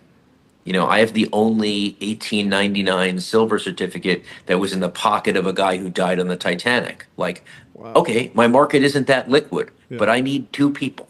I don't need 700. Yep. Yeah. Right. Yep. And that's really where, for my philosophy, it's like the real one of ones. Yes. If you collect cards, you immediately know how much that's worth usually if it's not a one of one, because you go on eBay and it sold yesterday. Yeah. To me, that's not fun. I like to buy real one of ones where someone says, "Hey, I'll pay you $20,000 for Disney paying his 1962 taxes, his check," and I'd say, "No, I want 30." You're not going to go and find it somewhere else, so you either pay me or whatever. So the real one of one markets are less liquid, but in a lot of ways they're more secure if you really believe in it. Yeah. We have some space here in the studio. We would like to acquire a car that has some provenance with a great technology CEO. I don't know that we'd be in the market for Elon's F1 yet. That he crashed with PT. Yeah, right? yeah. Maybe. But what is there? Is there a great former vehicle of a Silicon Valley CEO? There were a bunch of replica cars that were exact replica cars that sold on Saturday. There was a Ghostbusters replica hearse. There was 2 Jurassic Park Jeep vehicles, which were kind of cool. I'm trying to think of like what. Normally, if someone I want a Larry Ellison 11. Larry Ellison's McLaren F1 just went to auction, $23 million. Yeah, just out of the price range for us, but hopefully. Which is interesting because often if you have houses owned by celebrities, or houses that were used in movies, people think that it ups the value. It actually decreases the value. Interesting. People who are buying these houses at the $3 to $5 million level or the $20 million level, they don't care that a movie was filmed in there or a celebrity had it. They just care about what are the bones and how much do I have to redo. The house that was used in Hannah, Montana is near me in Malibu. Okay. And if you owned it, it would actually be extremely frustrating because every single day typically European tourists are taking pictures in front of it, so you'd just be constantly in the background of just random photos. Yeah, that's like what happened with the Home Alone house in Illinois. It's people just keep coming by, you become part of house tours. Yeah. Yeah. Do you think how do you think the internet and modern technology is changing like the creation of collectibles? Because when I think about tickets, I feel like almost everything's digital now. People don't really get the physical tickets. And so maybe what some of your work and what you're doing consulting with folks allows for the creation of new, unique collectibles that kind of fill that.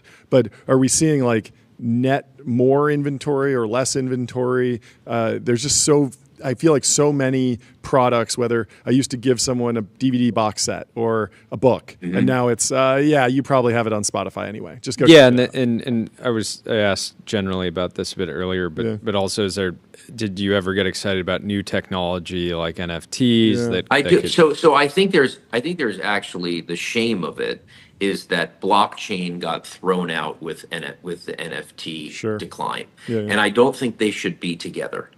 Blockchain has great applications, just really, really good for future, for counterfeiting, for everything in this space that we've been struggling for friction, right? You can move something frictionless. You don't have to get it graded, then put it on eBay. And so I do think that I'm not the NFTs, unfortunately, I think a lot of it was just grift and garbage. And it just is what it was, and because bad actors gravitated to it, I think it got a bad reputation. Yeah. I don't think all of them deserve that, and I certainly think that blockchain has significant applications. I think we just need a little bit more time away, and it will emerge. Yeah. We had a founder or a CEO of an NFT company called Pudgy Penguins on the show, and they've kind of gone backwards where they're focused on creating real products in the real world and kind of bootstrapping the community that way. They've already done the NFT launch, and that's kind of been it's almost going back through typical licensing, going backwards. Exactly, and I think it's worked out really. I just saw one gifted from a grandmother to a grandson, and I had no idea that there was any connection there. So certainly, at least that company's kind of figured out a way to. But I do think that the young population does like physical still. Yeah, when it's available. Totally.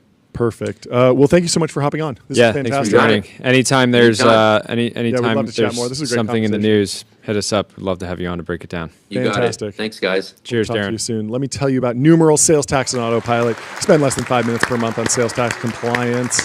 Go to numeralhq.com. And we have Dr. Drew in the waiting room, in the Restream waiting room. We're bringing in Dr. Drew to hear the real story of DrDrew.com. I botched the story earlier on the stream. If you're turning in my defense, I believe I was 9 years old at the time. But I'm glad to have Dr. Drew here on the show. Hopefully, let's bring in Dr. Drew Pinsky. How are we doing? There we go. Can you hear us? Welcome to the stream. Hello? We are working on audio. Let's sort that out. And in the meantime, let me tell you about Fin.ai, the #1 AI agent for customer service, #1 in performance benchmarks, #1 in competitive bake-offs, #1 ranking on G2, Fin.ai. Production team, tell me how we are doing. Hopefully we can get Dr. Drew in. I believe like he's we're muted. having audio issues. We will jump into the timeline. I can also just have him call my phone.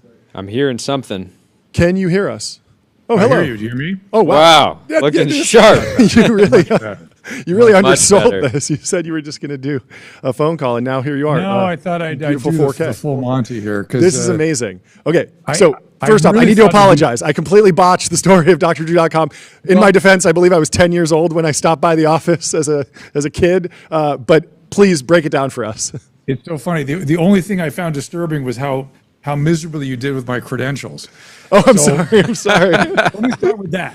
Okay, so please. I'm a physician. I'm a board-certified internist. I'm a board-certified dictionologist. I'm a fellow with the American College of Physicians. I was an assistant clinical professor of psychiatry.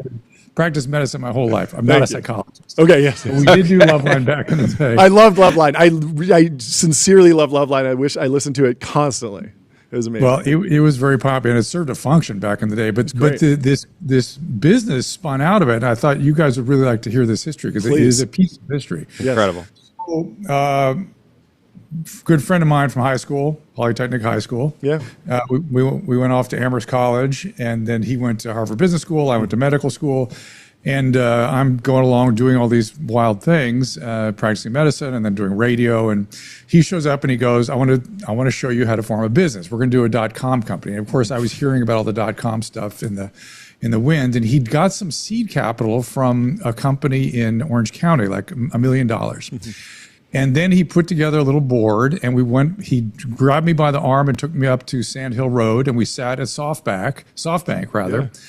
And he just said, follow me. I go, what are we doing?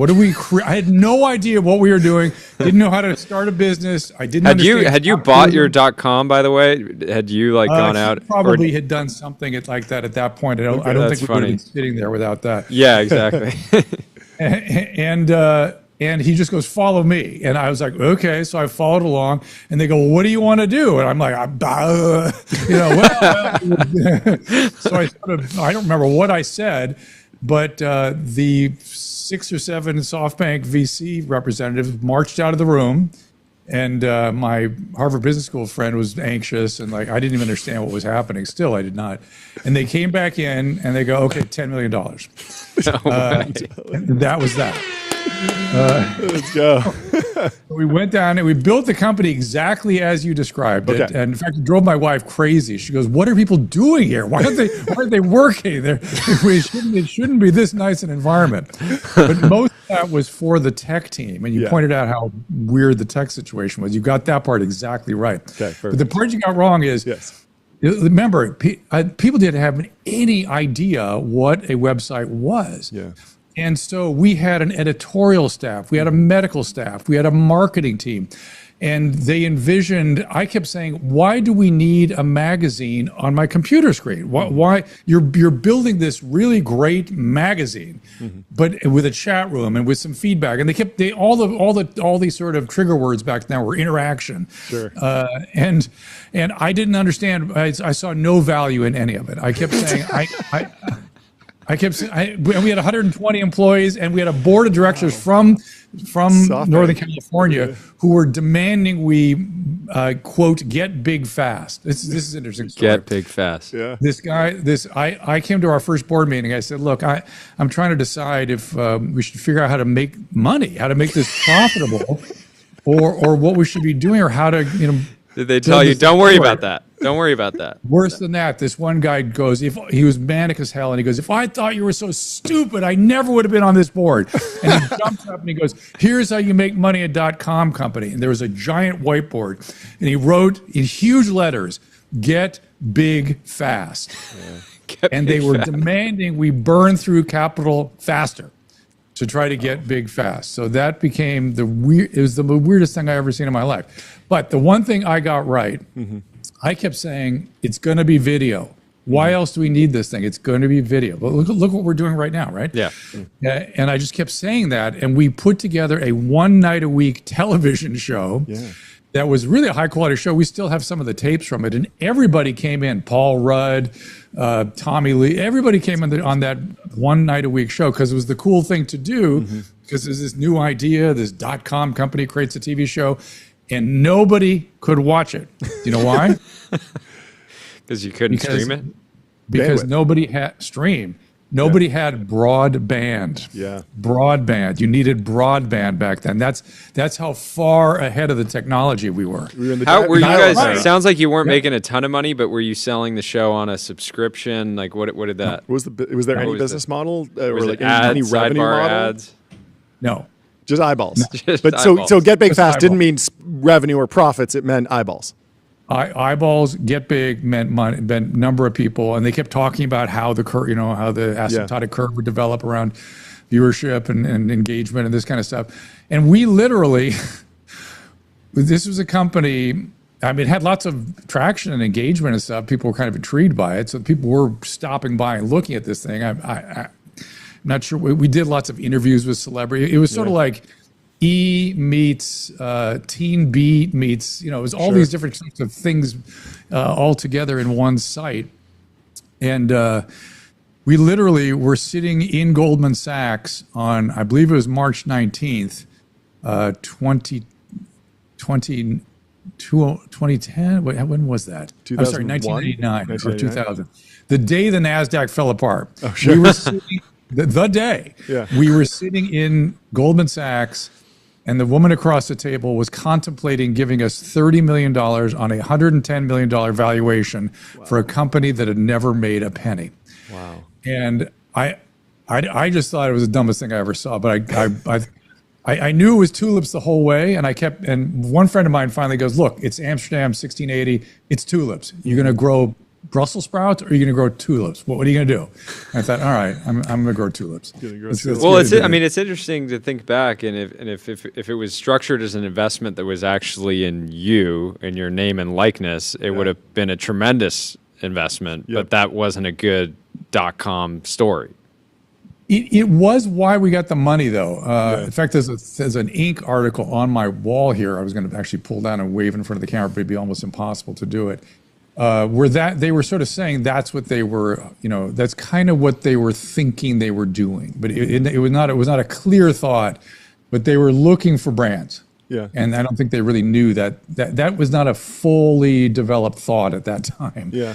So what was the conclusion? It was like going to business school. Yeah. I saw the entire from seed to dissolve. Yeah. I saw the entire business cycle in 1 year. So did you eventually take over the site again yourself, or what? So what did that? Dr. Koop bought the site. Mm-hmm. Remember Dr. Koop? You wouldn't. You're too young. He was the Attorney General, and then he had a website that actually did rather well for a minute. Did he just redirect the website, or was he still using drdrew.com? No, he was a redirect. Okay, cool. Absorbed everything, and he went bankrupt, as everybody did. Yeah. And we were able to weasel it back. I forget how we got it back, but we had to do some sleuthing, and we finally got it back. So what how did the shape of your business evolve then, and how do you think about packaging everything that you do now? There's I was listening to you guys talk, and I was thinking, boy, I don't have any framework. Mm-hmm. This is all very interesting to me, but I don't have a framework to sort of understand what I do. My stuff is always an improvisation. Sure. Right. When I started radio in 1983, I had no designs on radio. I was leave me alone so I can practice medicine. I'll come here in the evenings on Sunday and do community service. Yeah. That was my little notion in 1983 when I started doing radio. Yeah. Then some television guys came along. I'm like, how do you do a TV show? I don't even know what you're talking about. Yeah. Well, this was the same thing with the .com. Yeah. My good friend comes to me and goes, we're going to do this. And I thought, I don't see it. I don't get it, but I think we might be able to do something with it. It'd be interesting. It was a hell of an education. And you're asking how I frame everything I do now? I was wondering. Well, it's just been interesting how many different technology trends from media, the .com to podcasting, but it all comes back to basically radio and TV. Now. Yeah, like what over the past more recent tech boom history, have you been hit with the let's do a crypto AI thing, Dr. Drew, or let's do an AI thing? Is this coming? Is it rearing its head again? That has been. I've had conversations like that. Yeah, of course. Exactly what to do with it, nobody knows. Right. But it's part of the exploration. I'm doing streaming shows regularly. You guys blasted them up there. It looked like hell. Wait, where you put it up there? I'm going to talk to my webmaster. I mean, it looks really good for conversion optimization. It made me want to click. So I think your person's doing a good job. Not meant to be shown on other people's shows, I guess. But that's been interesting. It happened. That all happened just because I got canceled for daring to say people shouldn't panic about COVID. Oh yeah, and that caused me to just stop doing everything. Yeah. And I had somebody who said, "Hey, you should do a streaming show." I was like, "What's that?" Again, that's sort of it's where I start every one of these projects. Yeah, you had a bad experience streaming the first time where you're like, if I make the show, you're sure people are going to be able to watch it? But a little more confidence this time. No, it works. I knew it. I already knew that. I saw what was happening with videos. We just kept saying we were so early. We could have been, who knows what, we could have been, God knows we could have been YouTube or something if we had sort of been the first to really advocate for this kind of platform. But we were way early, and nobody else was quite as much of a believer as I was. And so the streaming thing has been very interesting. And I'm in my kid's playroom doing this, and it's the same thing. Everything here used to require me to go out to a satellite booth at CNN. Yeah. And now I just do it from here. So the efficiencies are fantastic. Yeah. And so I do television out of the studio. I do podcasting out of the studio. I do streaming shows. And it all started because I got canceled. And my webmaster said the streaming is probably going to happen pretty soon. I said, let's try that. And I wanted to talk to all the people, other physicians who have been canceled. Mm-hmm. One of them happens to be the director of the NIH right now. And so I just had the sense that these people had something to say, and the cancellation thing was some sort of bizarre aberration, certainly in science and medicine. Have you gotten, the opportunities that you maybe lost due to the cancellation, have you gotten invited back in the last or is it just a different set of opportunities? Or is it, are you looking at totally different, or do you not even want to go back to kind of the old? Those are great questions. I don't know that I want to go back, but I probably would, because I've taken the position that my opinions have never changed. I'm happy to express them on any platform, anywhere. What has happened in the meantime is, what I used to do is say all the news outlets, all of them, all of a sudden the only people that would have me on was Fox. Yeah. Now, just last week, CNN called. So I thought, okay, good. This is a good sign. Yeah, I couldn't make it, but I would have had I been able to. Nature's healing. Nature's healing. Yeah.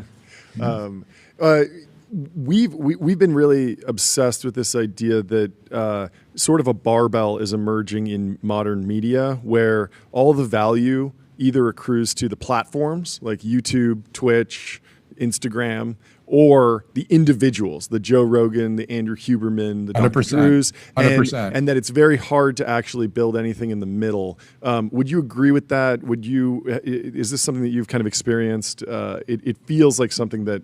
I absolutely concur with on the talent side. Yeah. Because it used to be, I would require to do what we're doing right now. Yep. There'd be an executive producer, there'd be a segment producer, there would be a director in the studio in the satellite booth, there'd be somebody directing in the other end at the satellite booth. And then you got the union. The union's involved with it. There'd be unions, there'd be sales forces, there'd be executive structures. Now it's me. Yeah. That's it. Yeah. So it's so much more efficient, and it drives that world crazy. Yeah. So when Colbert gets fired for losing $40 million a year, I just looked at that and I go, well, of course. Yeah. That's going to happen to all of them. This is just not a model. Yeah, and our reaction at that point was he could just go set up his own home studio and probably have a fantastic business just with his existing fan base and none of the overhead. 100%. But they are. You got to know how that world thinks. They're very spoiled. They're very spoiled, and they're used to gigantic infrastructure and dozens of writers. And the world we're living in right as we have this interview. Yep.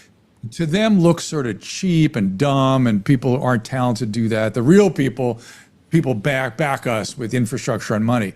That is just not. So the other side of the barbell, which I'm wondering how you see it, I just see it as largely non-viable.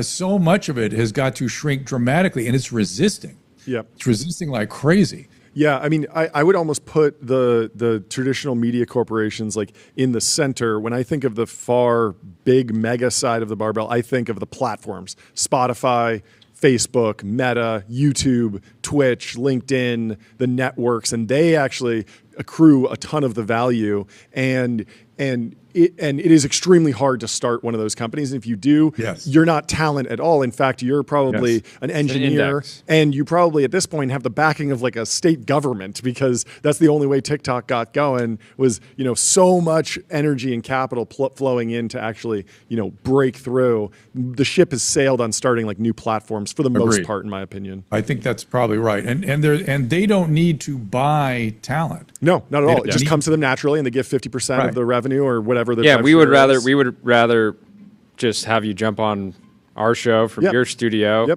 and you benefit because people are going to trickle over to you, and X makes money on their ads, and we just get to focus on making content and not focused on talent management. But the interesting thing is, you have to wonder: are we somewhere in a business cycle that's going to lead to some consolidation? Mm-hmm. And when the talent consolidates, are they going to start negotiating with the platforms? Is there going to be some sort of? Yeah. I mean, that would be a natural business cycle, right? Yeah. What was that new left-wing Substack publication that just announced. They said they're libbing out or something. Remember this? Yeah. What are the? Anyway, there's like a collection. The argument. So there's the argument. There's a new publication that's launching that's aggregating a number of writers who are sort of on the left, and we were kind of debating: will they have leverage over different platforms because they're all together, or does it actually make more sense for Matt Yglesias and Derek Thompson to just have their own Substacks and go direct, and then on the far other side is the platform, and there's really no one in between. But we're still early in this development of the argument. Well, there's something very strange. It says there's a weird confluence of worlds right now. Yeah. My son just texted me, and he's been trying to get to you guys. Really? Know this. Does he want to? Does he want to hop on? We'll send him a link. Yeah, we'll send him. You can join right after you. Listening, maybe call my phone and I'll put you up to the microphone here. But Let's do it. He's consolidating the ad department, the management, the lawyering, the ad services, the distributions. He's trying to consolidate that onto a tiny little team. Sure. Because these things aren't necessary. All this stuff is not needed anymore. Yeah. You need an ad agency. Yeah, this is amazing. The chat is going wild. Everyone's really happy with this. They're calling your son the prodigal son. Question. Well, I'm gonna see if I get him to call me. He said he emailed his partner named Jake emailed one of you guys. Okay, we'll have to follow up. But they're having huge success, and he's the one that started talking about AI. He's in the middle of all of this. The tech influencers, the Google store, the TikTok store, everything. Yeah. But all of that is more efficient. Yep. Right. I mean, and what you have is the talent agencies and the ad agencies and the managerial services and the lawyers holding on. They're like going into the foxholes as opposed to adjusting and adapting and changing what it is they do. They are just insisting that things continue to be done the way that they've always been done, and it's I guess a classic business mistake, right? Yeah, totally. Yeah. I have one health question for you. Yeah. What are the John and I are starting what we hope to be a multiple decades run of daily live streaming. What would you have done when you were earlier in your career, health wise, to better sell? You seem to be doing incredibly well now. So what are the key things to look out for health wise to make sure you can do this for decades? Be hypomanic. Helps, which a lot of successful business people are. Yes. You're going, I hear in many of the podcasts, you're going to suffer, you're going to work hard, you're going to lose sleep. I wish I'd paid more attention to sleep, but if I had, I couldn't have done most of what I did. I'm trying to pay attention to sleep now. Yeah. And, you've heard it all before. This is not new. Trust your instincts, explore, don't be afraid to fall down. For me, the big, as I look back on all the things I did, it just the willingness to improvise and to go into dangerous situations. I mean, he's calling now. Let's get him on. We got the sun on. I don't know if they can hear. I'll have to translate. Put on speakerphone. Hey, how's it going, guys? How you doing? What's happening? Good sun, obviously, but we, my business partner and I actually emailed you a couple weeks back. Okay. We rep Roberto Nixon. Oh, no way. I love Roberto. That's amazing. Okay, we got to get in touch. My dad was on the air with Fantastic. you guys. I'm flying back from Seattle. Okay, yeah. Okay, I do. So we did have a little exchange. Yeah. Let's follow up. Guys. He's going to keep talking, okay? He can't. I'll tell him what you said. He can't hear you. Okay. Keep talking, Douglas. I was going to say that so Rob and Jake are going to an Oasis concert next week in Pasadena, and I was going to ask you if you could meet Rob in Pasadena. Okay, yeah. His sister also... her kids are going to Poly. And Douglas went to Poly too. That's Douglas amazing. went to Poly. It's a little reunion. Like you said at the beginning of the show, only famous people go to Polytechnic School. That's fantastic. So, no, I just wanted to say hi and show you that we're not like the rest of those guys that probably email you randomly asking for things and wanting to build a relationship. It's very funny that this all happened in a strange way. So this is amazing. Incredible. I actually have to take a call for this creator named Rourke Heath. He's a Gen AI creator. Cool. Because he's in Dubai, and I, just trying to get on the fucking. You got to get on with Dubai. We know how that goes. All All right, get going. I call these guys because they butchered my training. My .com. and I had to get them straight. John, which one's John? I'm John. John was actually at DrDrew.com when he was like 10 years old. Yeah. Intern for intern of the year.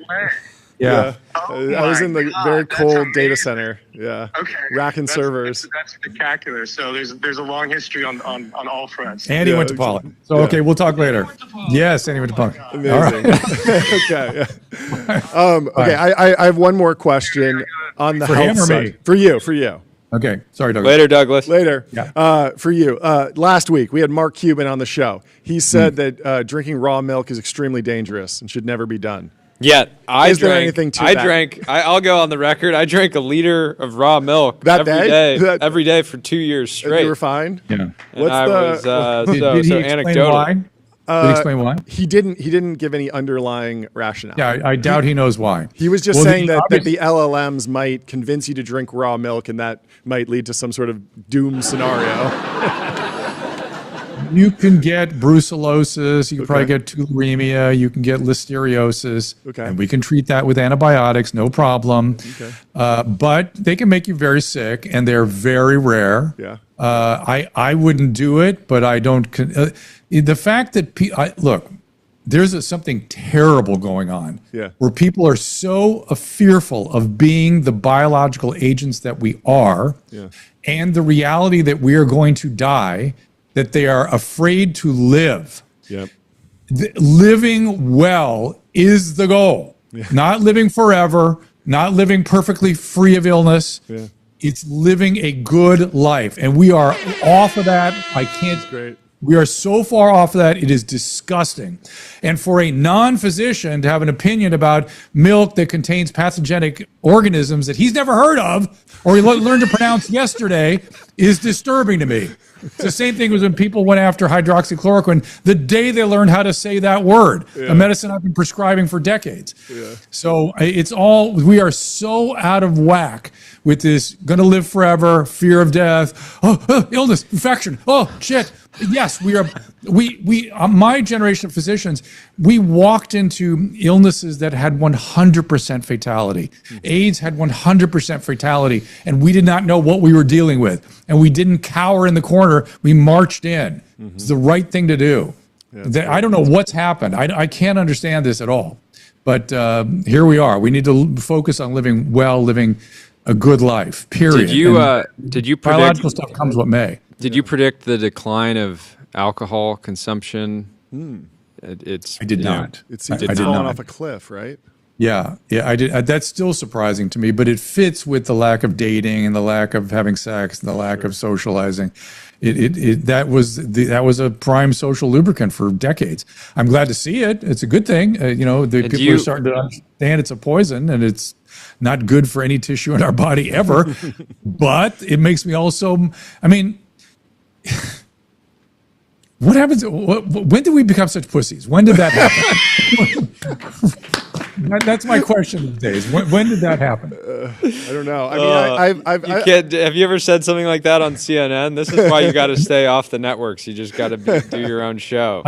I guess I've been through so much lately. I've just lost all inhibition. I'm a huge advocate for freedom of speech and freedom of many sorts. I'm not happy about this flag burning thing. Freedom is what I'm all about now. That includes me speaking my mind. I will pitch you one possible explanation. I think that the fear of very consequential but low probability events, like the raw milk or the risk from raw milk or the risk from COVID, is tied to a lack of belief in immortality, and not in the sense of living forever, like biological immortality, like science will cure this and let you live forever. That's just one way to think about immortality. You can also think about immortality in your legacy. If you are written about and you have lived a great life, you will be remembered and immortalized. You can also think about it through your children, and also through the afterlife. If you're spiritual or religious, you could think that you're going to heaven. And if you don't believe in any of those modes of immortality, you don't believe that you're going to have kids or do your life's work and be remembered in the afterlife or go to heaven, or you don't believe that science will be able to fix you if you do wind up getting sick from raw milk, then even a small chance has an incredible penalty, and so you discount it very, very high. I agree with you, with a couple of caveats. I do agree with you. Yeah. Embedded in that observation is a general lack of meaning making. If the meaning is I'm trying to ascend to a afterlife, whatever the meaning is of my living, that meaning should be deeply meaningful to me and purposeful. It does not have to include an afterlife. It can also include just creating a good life for my children. That's why I'm here, to do that kind of thing. But people are here for their narcissistic needs, and that's when things become fragile. Yes. Because we are not the beginning and the end of everything. We just are not. And if we think we're all there is what's happening to me, man. And then we have people whipping the frenzies and the fear, and they're learning to control us with that. And that is disgusting. Yeah. So what about, have you been tracking AI psychosis at all? Any thoughts there? I hear about it. I don't believe it. I'll make a bet that it's way overblown. It was somebody who was already psychotic, and whatever. Not that the AI relationships are necessarily going to be good. I worry about that. But this psychotic episode, I don't know. I don't know if you remember back in the 90s, there were news stories every night. I wasn't born, sir. Okay. Do you have to rub that in? Do you have to say, you just said no. I don't remember. No. Later '90s, I got into the action, but but there was news reports like every night, like, oh, these parties where all the parents throw their keys in a bowl and they just grab a set of keys and that's who they go home with that night. Oh, sure. The press, the fake. I don't think people were sensitive to fake news. We have to be very sensitive to reporting these days, and so much of what's being reported is fake. And it's just to catch your eyes. It's just to get your attention. The person that wrote that article was a 23-year-old segment producer somewhere who doesn't do any research of any meaning. It just becomes something that they catch on the line. Or they saw other people report it. They report it. It's ridiculous. Yeah, I mean my read on it is it seems obvious now that if a large number of people take ayahuasca, some of them are going to have some type of psychotic break of sorts, and maybe they were prone to or had some underlying issue that enabled that. But the issue with You're right. They already had a psychotic illness, and they just happened to break when they're working with AI. Yeah. But you're making a very smart observation that that AI world is populated by people that microdose on acid and do ayahuasca, which I tell you, it categorically causes severe psychiatric problems. I've seen it my entire career. Scares the hell out of me. They should not be doing that. If you're listening, did you ever Burning consider? Man, If you're listening live from Burning Man, just listen to Dr. Drew. Did you ever go to Burning Man, by the way? No, we got friends keep trying to get us to go. It's not my jam exactly. It's not my jam either. Well, you could go there and try to talk people out of it. How about we stick to the Bud Light, buddy? Yeah, let's stick to the crushing beers. Have a couple glasses of wine. Anyway, this has been fantastic. Thank you for joining. Hopping on, correcting the record. Come back on anytime. We appreciate this. We'd love to have you. You guys are great. I learned something just listening to you guys. This talking about the baseball cards. That was fascinating. You guys have a great. You're obviously extremely well trained in your respective fields, and it's very interesting to hear you talk about these various markets and opportunities and things. And I leave with one caveat, please. If you don't call my son, he's going to kill me. So I know. We will definitely. We'll go to this concert with him. We will. Exactly, and it's in Pasadena. Yeah, I live in Pasadena now. You live there now? I do. I live over by the Rose Bowl. The Rose Bowl is literally walking distance for me. So do I. Amazing. There we go. Okay, we should. Did you guys just become best friends? I don't want to my address, but I'll swing by. I'll bring you a 30-rack of Bud Light. We live by Annandale. Oh, okay. Yeah, I'm right over there. Okay, so just up Linda Vista.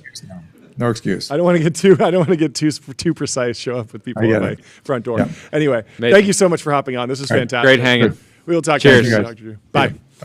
That's why we leave a 30-minute gap in the middle of the test. We got to start doing that. Anyway, we are shifting gears. We're going into the world of Palantir. We have Colin Anderson coming into the studio. He's in the Restream waiting room, but we're bringing him in now to talk about running finance at Palantir. He was there for years. I actually ran into him on Saturday, got a chance to catch up with him, and he had some fantastic stories. Hopefully he can share most of them here. And we're going to talk about different force multipliers for finance teams and growing businesses like Palantir. I mean, what else do you want? So we will welcome Colin to the studio. How you doing?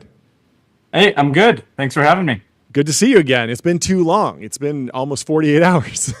I was gonna say it's pretty short, but good to be here with I guess more audience this time. Yeah, for sure.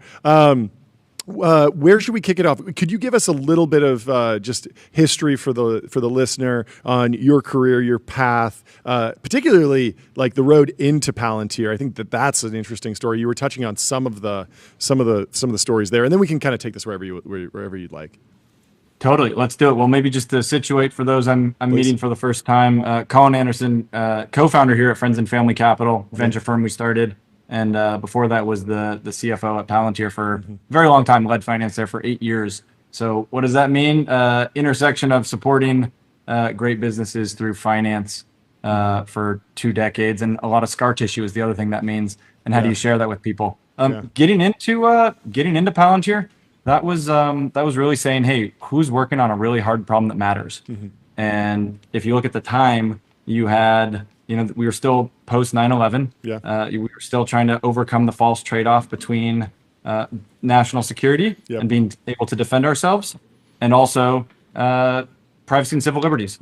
And people used to think that was an impossible trade-off, and that seemed like a worthy challenge. We only have so many hours in the day. We should work on something that matters. And talent density was there, and I was just really attracted to that. And it helped having spent time deep in the bowels of an investment bank, where you realize that humans are a very expensive piece of middleware. And what if you could see all the data you're supposed to see, nothing that you're not? You can probably do a lot of great things there. Yeah, how'd you first hear about Palantir? What was your first day on the job like? Who was around the table? I mean, at this point, people know everyone from Karp to Peter to Shyam Sankar, like Gary Tan's involved at some point. Like people know who's around the table, but what was your early first days on the job like? Totally. Well, was introduced to the company actually through Joe Lonsdale. He brought me in, and I was an industrial engineer by training, which means to my English major friends, I'm an engineer, but to my engineering friends, I'm an English major. So got pretty deep into the process at Palantir in the early days. There were probably 20, 30 people at the time. And Joe said, hey, look, I actually think we're not ready for you. You want to go work with Peter Thiel and myself up at Clarion Capital. Sure. So privileged to work there, learn a lot. And fast forward, the company had grown to the mighty number of, just over 100. And Peter was like, hey, I think they might need some help here. I said, great. And, it's really the mission that drives you. I was like, I don't know what I'm going to do. Maybe I'll sell software. Maybe I'll talk to politicians. Maybe I'll help with this finance thing. And I don't think I was very good at the first two, but the last one stuck. So just keep doubling down where it works. Yeah. What was like the day-to-day role like? Is it everything from just like financial control to putting together projections, thinking about burn rate? I imagine that the company wasn't wildly profitable in the early days. It's known for being one of those like slower compounders, and now is like one of the biggest companies in the world. But it took a long time to get there. What was that like at the early stage? Well, Palantir had its time in the desert, right? Where it's the roughly 4 years of pre-revenue, large expense, wouldn't exist without basically Peter Thiel and the co-founders just pushing through and bringing capital to bear. So what does that look like? And we see this all the time at companies now in our portfolio, where you spend all this time in the desert building things, and then suddenly you realize, oh, wow, we actually have a product here, and now we have a real business. What do we do? And finances, at Palantir and today, something you wish you had yesterday once you realize you need it. And so it was kind of one of these just fire hoses that you keep your head down and build. What was the reaction like from venture capitalists around that time? Because there's there's like this is controversial to be working with the government. At the same time, it's like it is an enterprise software company. It should be pretty easy to underwrite if you're an enterprise software venture capitalist, I would imagine, hopefully. But then at the same time, like you're out in the desert, and so there's a little bit of like, is the company mature enough to underwrite this particular investment? It's not this like hot no-brainer. It's kind of secretive. It's cool, but it's like behind the scenes. So what was the temperature in Silicon Valley around defense tech around that time? Yeah, well, first off, defense tech as a term didn't even exist. Yeah. So we got it way back. I met the company in 2007. Yeah. And joined in 2009. Yeah. And we were very shy because no one knew quite what to think of us. We were kind of in a Marvel team up of a bunch of superheroes that had weird peaks but also weird valleys, and just kept our heads down and built. Really in the earliest days, no one in the valley, but for a small group, understood what we were, right? And we made every mistake from what they wanted to invest in, right? At the time, Facebook was cool, so you should be doing consumer, not enterprise. And if you were going to do enterprise, you should sell to big corporate. But it's like, well, we're going to actually sell to the government. Yeah. And well, if you're going to sell to the government, you should go hire a bunch of experienced operators and generals. We're going to go hire a bunch of 20-year-old kids. So like every single on the decision tree was like we were wrong, and so that sort of pushed us out. And it really took building a great product and showing value to customers to actually prove to people that it worked, and it's been great to see what they've been able to do. As an investor now, how do you try to underwrite teams that are still wandering in the desert? Because there's great examples and survivorship bias that happens when you have a team like Palantir that's wandering in the desert, and then you find this, you find something that works and you can really scale out of it. But then I've invested in teams that stumble into the desert and never make it out. Right? So it's not exactly certainly not there's no guarantee that you're going to find some palm trees and water. Yeah, you find the skeleton drinking out of the whiskey bottle a decade later. Not everyone makes it out of the desert. True. Where we spend a lot of our time in the earlier stages here at Friends and Family Capital, and we put a lot of our dollars once it's clear it's working. Right. So tech is one of those great businesses where when it works, you can run and you can win a whole lot longer. So we're happy to get involved, and it's kind of the forward deployed engineering model. We'll forward deploy. We'll help you. We're not going to charge you. Maybe we'll put 50, 100K small check in, and but we're really looking for those operational unlocks. When does it look like Palantir? Right. We were there. I joined. We had about 5 million in revenue. Right. So you sort of 5 million revenue to 20 billion valuation. You see full stack what good looks like, and so you're watching for those inflections. What are some of those? Like getting a 7-figure software contract is really hard. So if you see that, you should get pretty excited. Being in an enterprise and going from, let's say $1 million a year to 3 or 5 million a year, like a multiple of the initial land, that's pretty hard. We get pretty excited. And I think the other thing is just, what's the mission? What's the purpose? Why are people joining this company? Why is many people say, why is the 20th person? Why is the 100th person? I say, why is the skeptical engineer when you're 1,000 people going to join you? Fast forward, why 5 years post IPO, why is the skeptical public market investor going to join you? You got to be doing something that's worthwhile to dedicate your life to. So find a big mission. Yeah, how do you think about the relationship with the government? I don't know if this is true, but I seem to remember that InQtel made an equity investment. This is the venture arm of the CIA very early on, and so you had this situation where Palantir's like customer is the government, but the government is also on the cap table, and we're seeing that today with Intel. There's now the government's taking an equity position, and it feels like this has never happened before. But then when I flash back, I'm like, wait, actually, this isn't the rarest thing. There's a world where the capabilities that are brought to bear by Palantir exist within the U.S. government, and yet they don't. Like, how should the American taxpayer think about the interaction between like public, private companies and the government? Like, when should the government be willing to invest? When should the government be buying a capability? It's always seemed like Palantir, the actual technology was something that could not be brought to bear with inside the government, even though the government had a very clear set of requirements in front of itself. It needed to be built in Silicon Valley. Yeah, I mean, software is really difficult, and some people are, hardware is difficult too. but building world-class software to handle complex things is tough and often can be built better in the valley than at the coalface. And I think Palantir is a good example of that. But we've got many examples. But I would push back and say you can't build great software or great business in an ivory tower.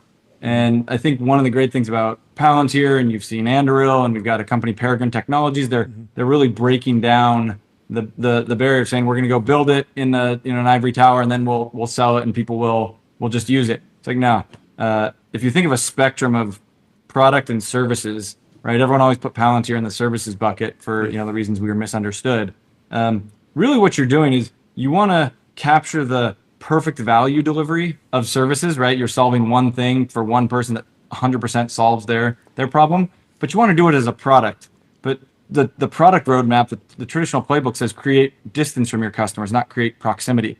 So Palantir was able to, this is that forward deployed engineering model you hear a lot about. It's like the beauty happens when you get world-class software talent that's willing to go deep into the belly of the beast at the coalface. You're going downrange. You're sitting in an air gap network with a tie on when you're and that's where you actually see what's the core problem.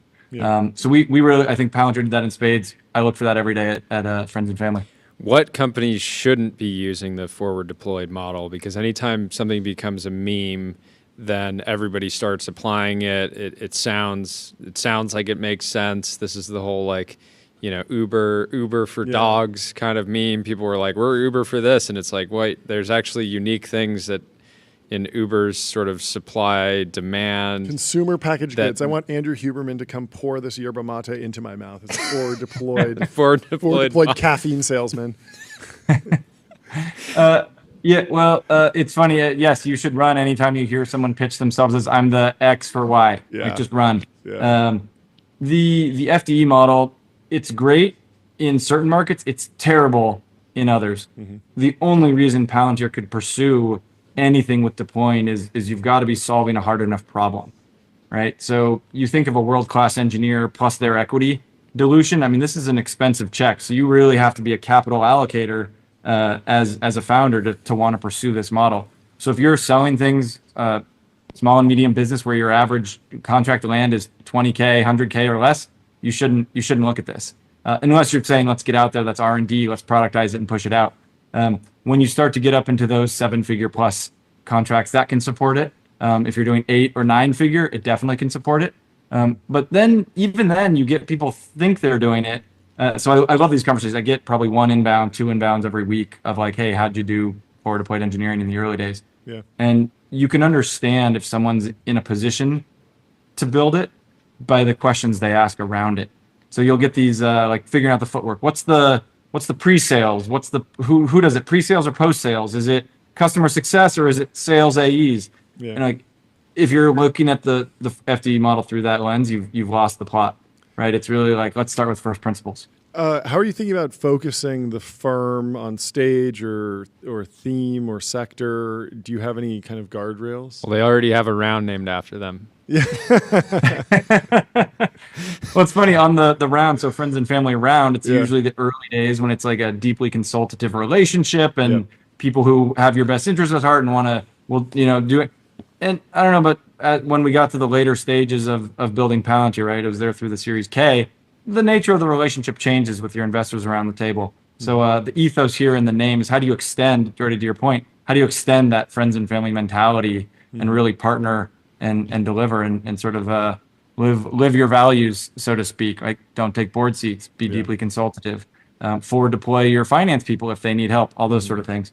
Do a lot of Gen AI companies need help with the finance function? We've heard we had a video go viral because we had an investor on the show who made an offhand comment about she said accounting rules aside, and a lot of people picked that up on X and we're dunking. So accounting rules, in fact, do matter. But it was a part of a larger conversation, and yeah, I'm curious, like, what you're seeing out there in terms of people getting maybe a little too liberal in terms of like what's ARR, what's not ARR, all that good stuff. Like, one of the core functions of finance, there's many, it's hygiene, right? It's hygiene, it's legibility. And if you lose that, then you're building your house on sand. So there's a very important part of the world for accounting, for getting those entries right. Now you can disagree on the exact accounting treatment. You can do your your pro forma. Here's your GAAP to non-GAAP reconciliations. Every company has their own version of how they run the business, but it's helpful to have some standard way of looking at it. So I think you got to get it right. But really, with finance, it's what's the past, what's the present, what's the future, and you've got to do all three. If you're running your business just on the accounting, you're going to have some trouble. If you're just looking forward, but you can't pay your bills on time, or at Palantir, the cell phones in the Nordics went out because the credit card bill that we paid didn't apply. It's like you got to really hold that as a first class priority. And then on the future, like there was times where it's like, hey, look, Sham, who I know you've been on your program, the CTO at Palantir. It's like, look, we're going to hit our numbers this year and we're going to hit our numbers next year, but we got to do more pilots, or we might have a problem 3 or 4 years out. And here's the data why. Finance has to do all of them. So it can't just be world-class accounting. It's got to be world-class everything.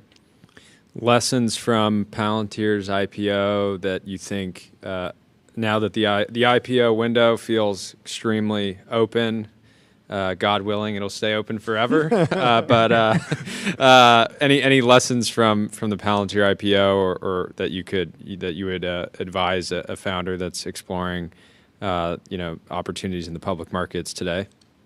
Totally. Well, first off, so I was not the CFO taking it public. My dear friend who I pulled into the finance team, Dave Glazer, he's the CFO and took it through there. And a lot of the team that joined and worked with us back in the day is still running the company, which is refreshing. Yep. And I think that's, as you're getting ready for the public markets, I think you really need to be able to articulate like why you have a strong core business model. You have to back it up with data, and you have to have a narrative that says, here's why it's going to keep going for a while. And we have a bunch of companies, whether it's friends or it's in our portfolio, that are at the scale where they could go public. And I think you're seeing a lot of people start to weigh, is the window open? Should I run through it? I think there's still some question marks depending who it is. Mm-hmm. But if you're operating at scale, you've got accelerating revenue growth, expanding free cash flow margins, and a good narrative, I think we're going to see a lot more of that, which is exciting. But if you can't articulate your core business model, I think the window's not open yet. So you got to keep building. And that's probably healthy. That's healthy. Yeah. How are you thinking about like opportunity in defense tech broadly right now? There's there's the meme of like the Anduril for X is Anduril. Palantir's like this compounder that's going to take a lot of market share, and the ship has certainly sailed on a few of like the really big companies. But at the same time, like there's a boom and people are starting to start companies in the space because there's more appetite from investors and it's more just accepted to hire people. What's your temperature check right now? Yeah, well, so been honored to be a part of some of the great names that people now call defense tech. So Palantir, we've been investors in SpaceX since 10 billion, Anduril since around 4 billion. Built Palantir with those guys. So love that the whole ecosystem is starting to develop. Mm-hmm. Back in the day, there was no defense tech. I think what does the world need? The world needs a strong America, right? So Pax Americana, I think, has we can argue, debate this. Many people do, but I think it's good to to be able to back up at the. Hopefully, we never have to use it, but just to be able to negotiate. And look, we need more of it. And I think you're also seeing the Intel news from today. You're starting to see that vertical integration matters. Yep. A saying we had deep in the bowels of Palantir was trust no one's execution but your own, right? And if you're beholden to someone else, whether it's on the supply chain or whether it's the value delivery to customers, like the tail might wag the dog. And so I think it's great that we're starting to see more capital flow here. I think as with anything where you turn on the spigot, not everything is going to be the highest ROI project, but let's look at the other truth. If we do nothing, then we're certainly not at a local maximum. So we need to do something. I'm excited with the developments. Yeah. There was a post by a founder talking about the state of defense tech. I want to get your take on some of this. The end user is not the buyer in commercial. The person who uses your product often decides to buy it in defense. The operator might love your system, yet it means nothing. The buyer is a program manager with a budget. The operator's endorsement is at best a data point, not a scalable purchase order. I don't care that some E6 at Drum played around with your product and thinks it's cool. It doesn't really matter. True, false? What's your take? You're hitting on this caused us many sleepless nights, months, years at Palantir. Ultimately, I mean, it's Palantir had to sue the U.S. Army. You can look at Palantir versus U.S. Army for should you buy COTS versus GOTS. Yeah. There's many. That must have been a fun. That must have been a fun decision for you to be weighing in on. Like how much are you gonna spend on legal litigation's already expensive, but going up against your customer. Yeah, it's not the preferred.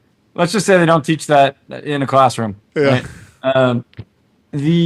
I think enterprise sales is tough, but enterprise sales inside the government or any large institution is even more difficult. Mm-hmm. And there's a couple different things you have to do. And number one, you've got to create the facts on the ground, right? That's the mission wins that you're referencing there. But that's not enough. It's necessary but not sufficient. Mm-hmm. At the other side, you have to go and make sure the decision makers know what to do. And then you can do a pincer and say, all right, let's just move it and put some pressure on the middle. And I like to think of it as, when is it riskier to not act than to act? So you're sort of creating this constellation where you can get movement. But the advice to anyone embarking on the defense tech journey is make sure you're very well capitalized, because it's going to take you a long road to hoe. And so make sure you can withstand it. I also think, and this is a point Sham Sankar, at Palantir has made, is you've got to, dual source really helps because it can bring down that cost curve as you scale, especially if you're working with atoms and not just electrons. And that can help you survive while you're waiting for the door inside the government to open. Palantir would not have had a strong government business if it didn't have a commercial business, and vice versa.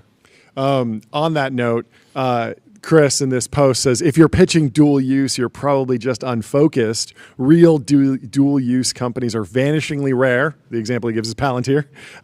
Most that try end up with a watered down product, no real defense tech traction, no commercial fit. Pick a market. Do you disagree with that, or does it just depend? Like, what nuance would you add to actually understand if a company can meaningfully be dual use? Because you do see founders kind of bolting it on now that it's a little bit trendy. Oh, we have this thing. Yeah, and we also have an office in DC, and we have one person and we work out there. And yeah, how would you lay out, like, if a company can actually get the benefit out of dual use as opposed to it just being marketing?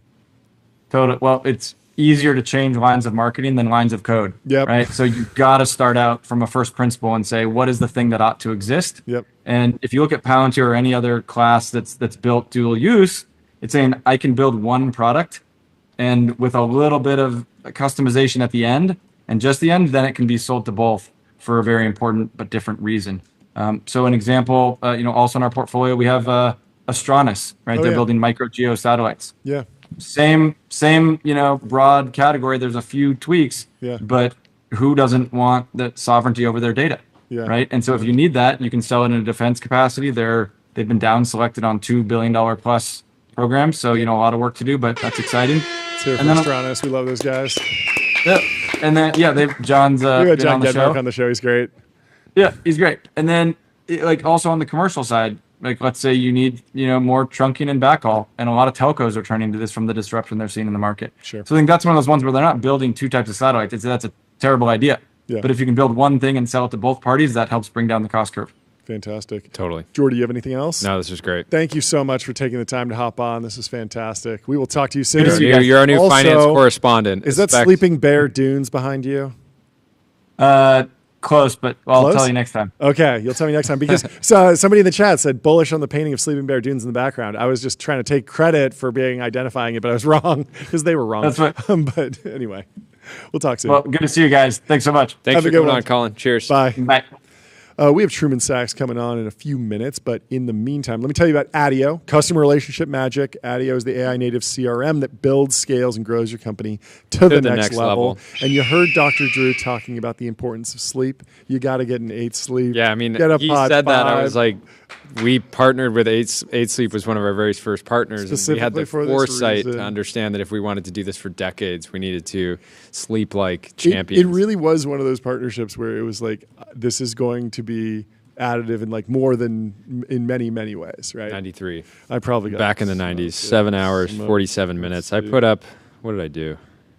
Eat, sleep. 2.5 hours of deep sleep. 83. How did I do on deep sleep? 1 hour of deep sleep. Oh no! You were an absolute mess this morning. I know. I was such. John showed up to the gym and so sleepy. I was like, "Wake up, dude." Yeah. Anyway, we should do. We got to touch on the timeline and turmoil. Martin Casado said the idea that non-consensus investing is where the alpha is actually quite dangerous in the early stage. Follow-on capital tends to be more and more consensus aligned. He's basically saying being contrarian is bad, being consensus is good. I could not agree more. I completely agree. Consensus is amazing. Do you agree? He's not just right. He's on point. It's incredible. Tyler, do you agree? Yes. I think everyone agrees. Ben, do you agree? I think everyone agrees. Everyone agrees that agreement is good here. No, of course. It's funny because the whole contrarian meme has become such a meme that it's now consensus to say that contrarian ideas are better, and so by saying that consensus things is actually contrarian, But of course, the contrarian idea still holds. This consensus thing turned into momentum. John Chu went on the attack. Oh yeah, what do you say? This sounds more like they overpaid for everything, and their companies are struggling to raise. So he's asking for help marking things up. That John post is hilarious because in his name is Khosla Ventures, and so it hits as like a subtweet. So it's like going to war so much more aggressively. It's great. Yeah, it's a direct. Yeah. It's just a direct attack. It's a timeline and turmoil. But this was a way for the entire allocator community to signal that, hey, we're not packing for BlackRock City. We're here. Oh yeah, we're here debating whether or not we should do consensus deals. Or non-consensus, or stick to the non-consensus ones. There was a really funny post earlier. I don't know if it made it into the timeline, but there was this somebody who had created a restaurant, and they were complaining. They were like, my food is so good, it's all farm to table. I don't know why people aren't going. I'm only making $50 a day. And somebody quoted it with like a picture of PT, and then the excerpt from 0 to 1, where he's like talking about British food in San Francisco and how you can have the best British food. It's like, highly competitive. Yeah. So the Martin Casado post, there's a little back and forth. Leo Polovets says, if you consider the top few dozen highest alpha bets of the last 10 to 15 years, what fraction would you say were consensus versus non-consensus at early stage? Martin Casado says, I suspect more consensus than not. And Keith Raboy chimes in and says, OpenAI was non-consensus, Scale was non-consensus, Stripe was non-consensus, Wiz, the C round, I guess, was not, Ramp, DoorDash, RH, Robinhood, Canva, Figma, all being non-consensus. He gets quote tweeted then by Martin Casado. Yes, Keith, you're right. I'm very sorry. You're very original. And it's an AI image of Keith Raboy saying, I'm so original. I moved to Miami. But like, I like how he was kind of dunking on Keith, but Keith looks fantastic. He does look diced here. He looks really good. But that's the nature of the AI. Replied, he's like, nice picture. Nice picture. Yeah, but the other thing is moving to Miami was contrarian. Like that was not a consensus thing at all. So I don't. He really that was a very original idea to try and build a tech company in Miami. And that's the nature of the contrarian and like the non-consensus bets is like, yeah, sometimes you get a lot of wild. You want to be consensus among the contrarian investors. Yes. With elite returns. Yes. And non-consensus with the consensus investors. No, I actually have distilled it. You want to be greedy when 145 IQ people are greedy. You want to be fearful when 101 IQ people are greedy. That's the real move. That's the play. Yeah. We've cracked venture. Yes, that's it. It's fine to be hyper-mimetic as long as you're hyper-mimetic with a genius and you're copying a genius. This is like the Nancy Pelosi stock trader or something. Anyway, if you're trying to trade some stocks, get over to public.com. Investing for those that take it seriously. They got multi-asset investing, industry-leading yields. They're trusted by millions. When you get on there, remember, be greedy when others are fearful and be fearful when others are greedy. Do your own research. Make some good investments, folks. Well, we should pull up this launch video from our next guest, Truman. Let's pull up the who announced Cubby Law today. Let's pull it up. Let's react. And then we'll bring in Truman Sachs from Cubby Law. You shared it in the group. Let me tell you about Bezel while we're pulling that up. Your Bezel Concierge is available now to source you any watch on the planet. Seriously, any watch. Go to getbezel.com. And here's Truman. Welcome to the show, Truman. No, Just stop. kidding. Let's play this. And how you're graded depends entirely on your professor. But most students study with generic outlines and flashcards, not the materials they're actually being tested on. Cubby is the first AI teaching assistant for law students, trained on your professor's syllabus, past exams, and student outlines. So your case briefs match how they teach, and your practice exams mirror how they test. It's like having your professor tutor you every night. Learn the law, master your professor, and outperform the curve with Cubby. Good set design, too. I love it. Well, welcome to the stream, Truman. How you doing? Welcome from the Restream waiting room. You are muted. TBPN Ultra Dome. No, you're good. You're good. We're good. We can hear you now. We can hear you. I think we're just being noisy. What's up? Good. Congrats What's up? on the launch. Haven't seen you since workout. Phil, was it 6 months ago? That's true. Yeah, it was about 6 months ago. I know. I like every morning. I'm like, damn. I wish I could steam with the boys today. Yeah. So. Next time you're in LA, come hang. It'll be fun. Every day. Yeah, every day. sure. So, and you were telling us about telling us about this play. Yeah. So it's great to see it launch. Thank you, man. I'm excited for it to go public. Yeah, break it down for us. What are you launching? What's the pitch? And what kind of led you to this particular submarket? Yeah, great question. It kind of dates back to like a conversation you and I were having with Senra a few years ago now. When we were at that Runyon hike. Yeah. You were telling me how fateful Runyon hike. It's like where great stories begin. Yes. Runyon Canyon, folks. Canyon. Running Canyon to In-N-Out Burger. A couple influencers doing Runyon. Dude, we got stopped like every second. It was crazy. Anyways, but no, I mean, John was talking about this idea that just like there are power law people, there are also power law books. Yeah.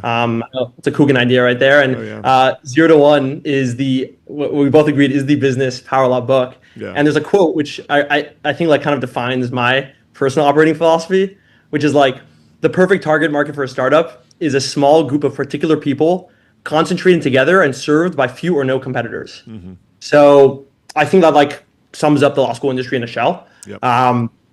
Law school is 3 years. It's curve-based, so everyone's stacked ranked against each other with public rankings. And it's like directly correlated to the job you get after law school is how you perform with your grades. Yeah. So like big law firms, everyone's vying for the same big law jobs after law school, which pay like $220K out of pocket, like first year. Yep. And there's only a limited amount of them. And they're literally $225 a day. Yeah. No, the AI research market is business. yeah. If you don't make that, start chasing ambulances, bro. That's what happens. Seriously, it is a knockout, drag-out fight in law school. Yeah. You got to get to the top of the ranking. But no, yeah, it's crazy. So like everyone's competing each other because there's like everyone knows there's public rankings. Like you're either the top of your class or you're not, and the firms see that, and that's what they're recruiting off of. So the mindset of the consumer is that of like I will invest in my future. Like anything that will help me do better in school is an investment, and I will spend money on it. Yeah. So it's a really like powerful lever to tap in as a business, right? To tap into that market. So what we built was like the first AI teaching assistant for law students. We've like trained the model on thousands of practice exams and case briefs written by like a top Georgetown law student who just graduated. And we built like an entire experience that's almost like a Duolingo style course that calibrates all the material that's specific to your course and your professor all the way through the final exam. Mm-hmm. So you could take like unlimited final exams in practice throughout the semester, get instant grades, feedback, and it's all kind of built to mirror exactly how your specific professor would like teach a grade, because that's who decides your grade. Yeah. Well, what's the business model then? Do you want to sell to the law school, sell to the law students? Just take directly? like 30% of their lifetime earnings. Don't worry about the business. We have like a really aggressive terms and conditions. What's that the Lambda School is doing? ISAs, income share agreements. That wasn't lifetime. That was no. Yeah. But income share agreements. But I think those aren't kosher anymore. Yeah, it's always tricky. Anyway, yeah. Who are you going to? Who's actually putting down the credit card? So good question. Right now, like, funny enough, there's already an existing tool in this market from 2007 called Quimby. Okay. Everybody in law school, like, ask 8 out of 10 law students, they buy Quimby for $30 a month. So there's around 120,000 law students in the US per year, and like they're all spending $30 a month on this software from 2007 that hasn't changed. It's like a static company for like Cliff Notes for case law, effectively. So we plan to come in as like a 10x better replacement for that, and think that like our tool versus theirs, like just straight up like the decision will be obvious. Sure. So that's kind of coming in what we're trying to start up initially, and then over time, like we've already had some interest about like partnering with schools themselves. And like that. How do you see the top of funnel? Like, how do you reach a? There's so many fun things that you can do on campuses to make sure that you cannot go to law school without knowing about Cubby. Drone show. Well, as we speak right now, we have hundreds of law students from Cardozo Law at a Cubby Cafe truck. Outside of the campus. Yeah, there you That's go. what I was going to say. Yeah, exactly. We had free coffee. Yeah, free coffee, Papa bagels, ice cream. So that's like an on-campus approach for this week. At You like guys should different do branded Adderall. Dude, low key.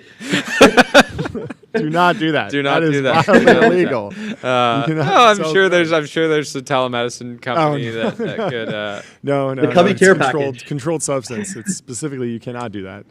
But it's just so funny because this industry is run by like legacy, like these like massive bar prep companies. Like our biggest company got acquired a few months ago, and like the second we launched like a small TikTok like of just like what we're doing, we got cease and desisted by them. Oh, wow. Just like hey, like we think you might be training on our materials, like and if you are, like we're gonna come after you, but like we're not sure. So we were just like fuck off, and and they're like, yeah, we're sorry. Like we're gonna countersue you for these anti-competitive practices. So it's an interesting like sleeper market that I think is an interesting wedge as well to go deeper into the actual law, like legal tech space as well. Because once you have that relationship with the customer, you know, they're the future lawyers of America. Sure. You should prove how well the product works by personally countersuing. Pass the I learned bar it all yourself. with Cubby.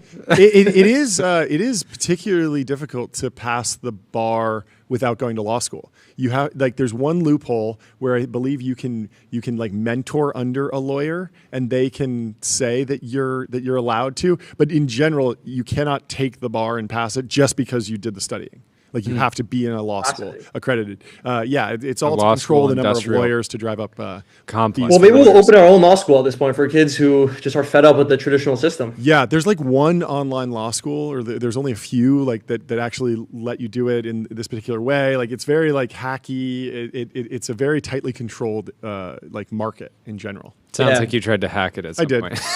I actually, if there's a system, I did. John will try to hack. And I emailed a guy who did it, and he was just like basically credential maxing, and he was like a lawyer, a doctor, and had figured out how to do all of these things because he was really smart and he could take tests really well, and so he just went around and got like law degrees, but figured out like the minimum time, maximum amount of money, so you pay a ton of money to do this, get all the test prep, and then take the test. And I was like, well, did you wind up using the law degree ever? He's like, no. But it's a flex. Yeah, it's a flex. It's a flex. And I was like, I like this guy. I should email him, get him on the show. It's insane. Anyway, how big is the actual market? Like, are you going to go like venture mega round, like Harvey style, or is this more something that you want to grind at for a long time, and you think you can just like find a great wedge, great business, and then maybe if there's like a secondary market that opens up, then that's the venture territory? Yeah, great question. So the legal education market's 5 years. It's from LSAT through bar, like you mentioned. Yep. We have 120,000 plus people going through that every year, and I think the average like customer spends over 5 years, $5,000 on like supplemental spend. Yeah, supplemental. So take that times the TAM, you're looking at like $1 billion just legal education market. Sure. But at the same time, like, so I do think bar and LSAT's kind of where we take it next. Yep. And that we can see some like meaningful AR growth from there. But I'm really excited about this concept of like, we know in the age of AI, everything is like distribution and like what kind of like moat and competitive edge do you have on the customer acquisition side. Yep. And like it's so difficult to break into legal tech. Like I don't think that's why we see so many rappers in the legal tech space, because it's just like such an old guard and you need enough connections. You need to have like specialized models. The bar for quality is so much higher. Yeah. And I think if we can really entrench ourselves and establish ourselves as a meaningful player in law school, like I said, like every single one of these players are going to legal and to the big law firms next. And I think if we're able to kind of create that relationship with them, help them start building, like practicing legal research in their like breaching classes while they're in law school, they're going to get used to that flow, just like they got used to Google Docs and brought that to them to work with them. Yeah. So I do think that there is a really interesting play to kind of like continue with the customer to the workforce that I think we'll try to angle for. Makes sense. Are you planning to? Somebody, Taylor in the chat, Stop. this is not a PC, but chat's going wild right now. They said Cubby branded 1.25 by 1.25 Ziploc baggies for maybe the associates after they moved to New York. Cubby event at Marquee on Saturday nights. Yeah. John actually threw the horse emoji in the chat. Is there a plan to do horse branded merch? You know the Truman's like huge into horsepower. You got the horse noise on there. Of course. See, like, I don't know if you guys see that on my wall. Oh, yeah. There you go. Anyway, so great catching up with you. Thanks so much for hopping on. Congrats great to see you. Congrats on the launch. We will talk to you soon. Good luck with the rest of the Truman. rollout. Talk to you soon. Bye. Let me tell you about Wander. Find your happy place. Find your happy place. Book a Wander with inspiring views, hotel-grade amenities, dreamy beds, top-tier cleaning, and 24/7 concierge service. It's a vacation home, but better. Anyway, Paula Ramble says, every day in SF is an opportunity to discover a new type of guy, e.g. this guy in a holographic Ferrari with a pet duck and a very loud chihuahua dressed up as a chicken. So the duck is real. The duck is real, but the chihuahua chicken is a dog. real dog, not a... This is wild. We got to get this guy on the show. I'm assuming he already listens to the show. I hope he made his money at Enterprise SaaS.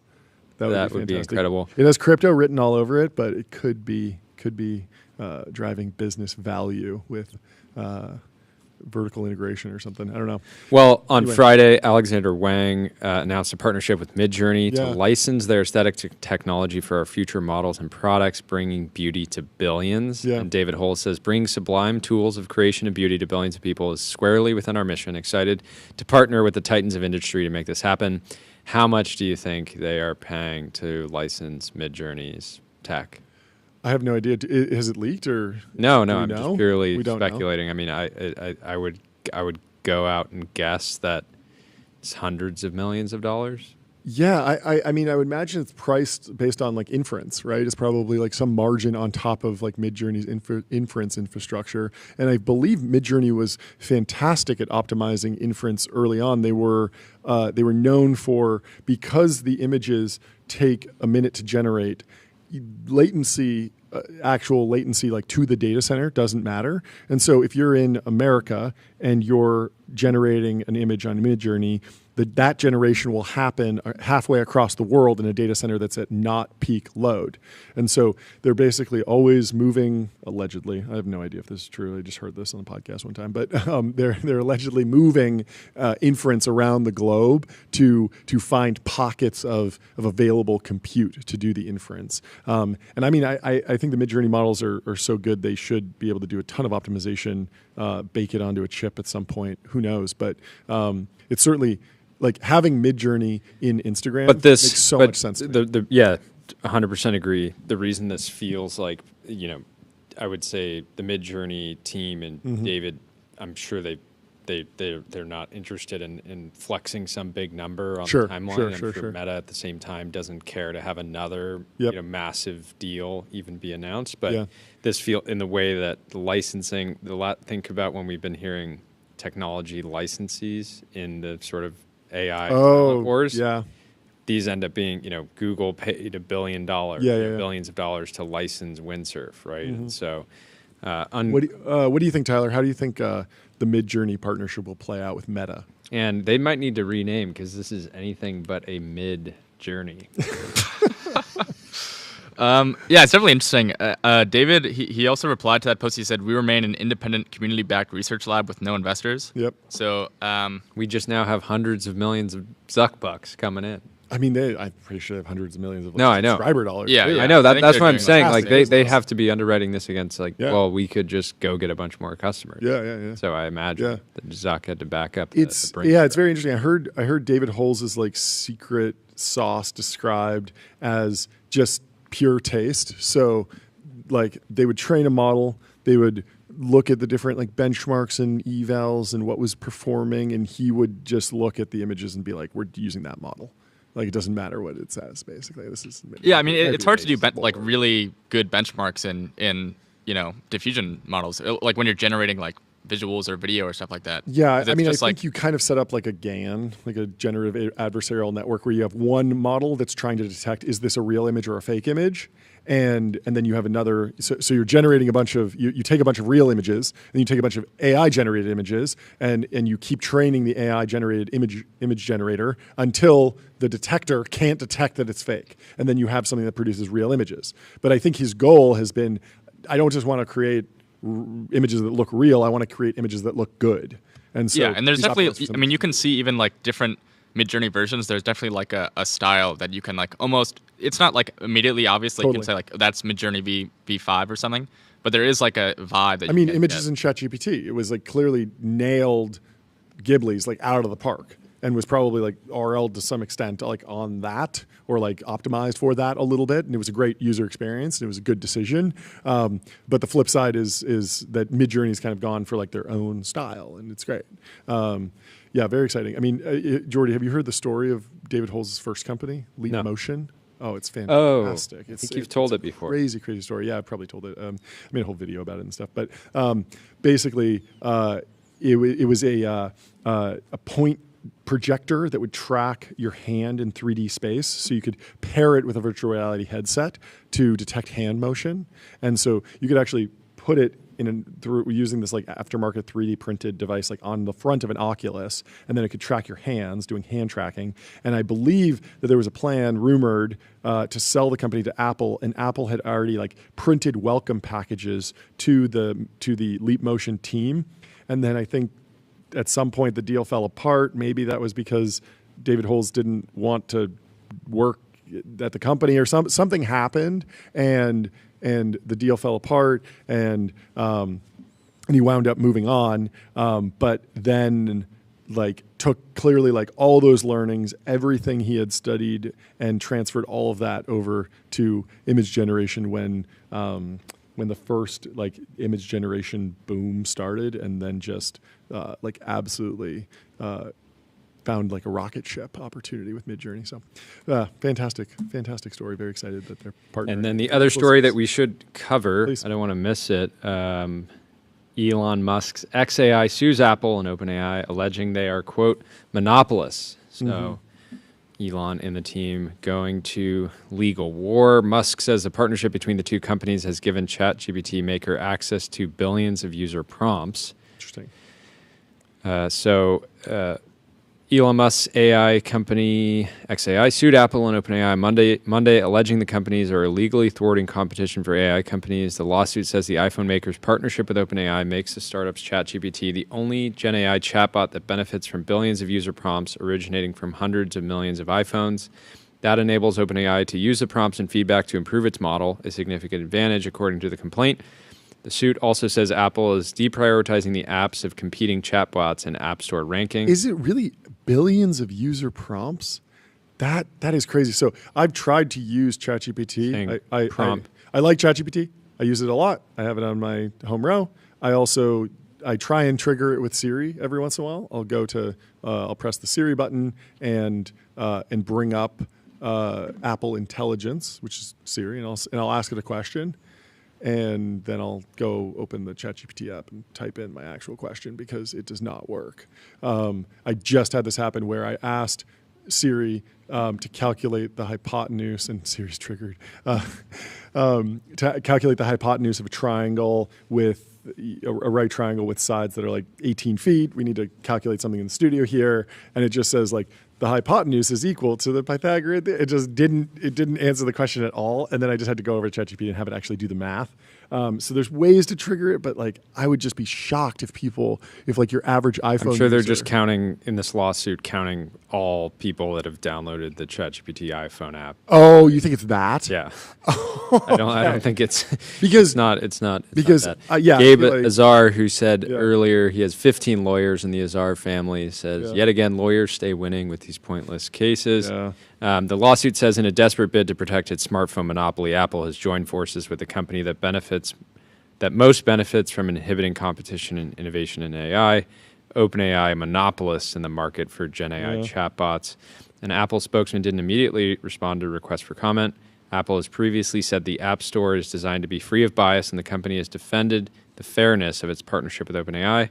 Apple executives have said they will only partner with what they see as the best products to provide the best user experience. Yeah.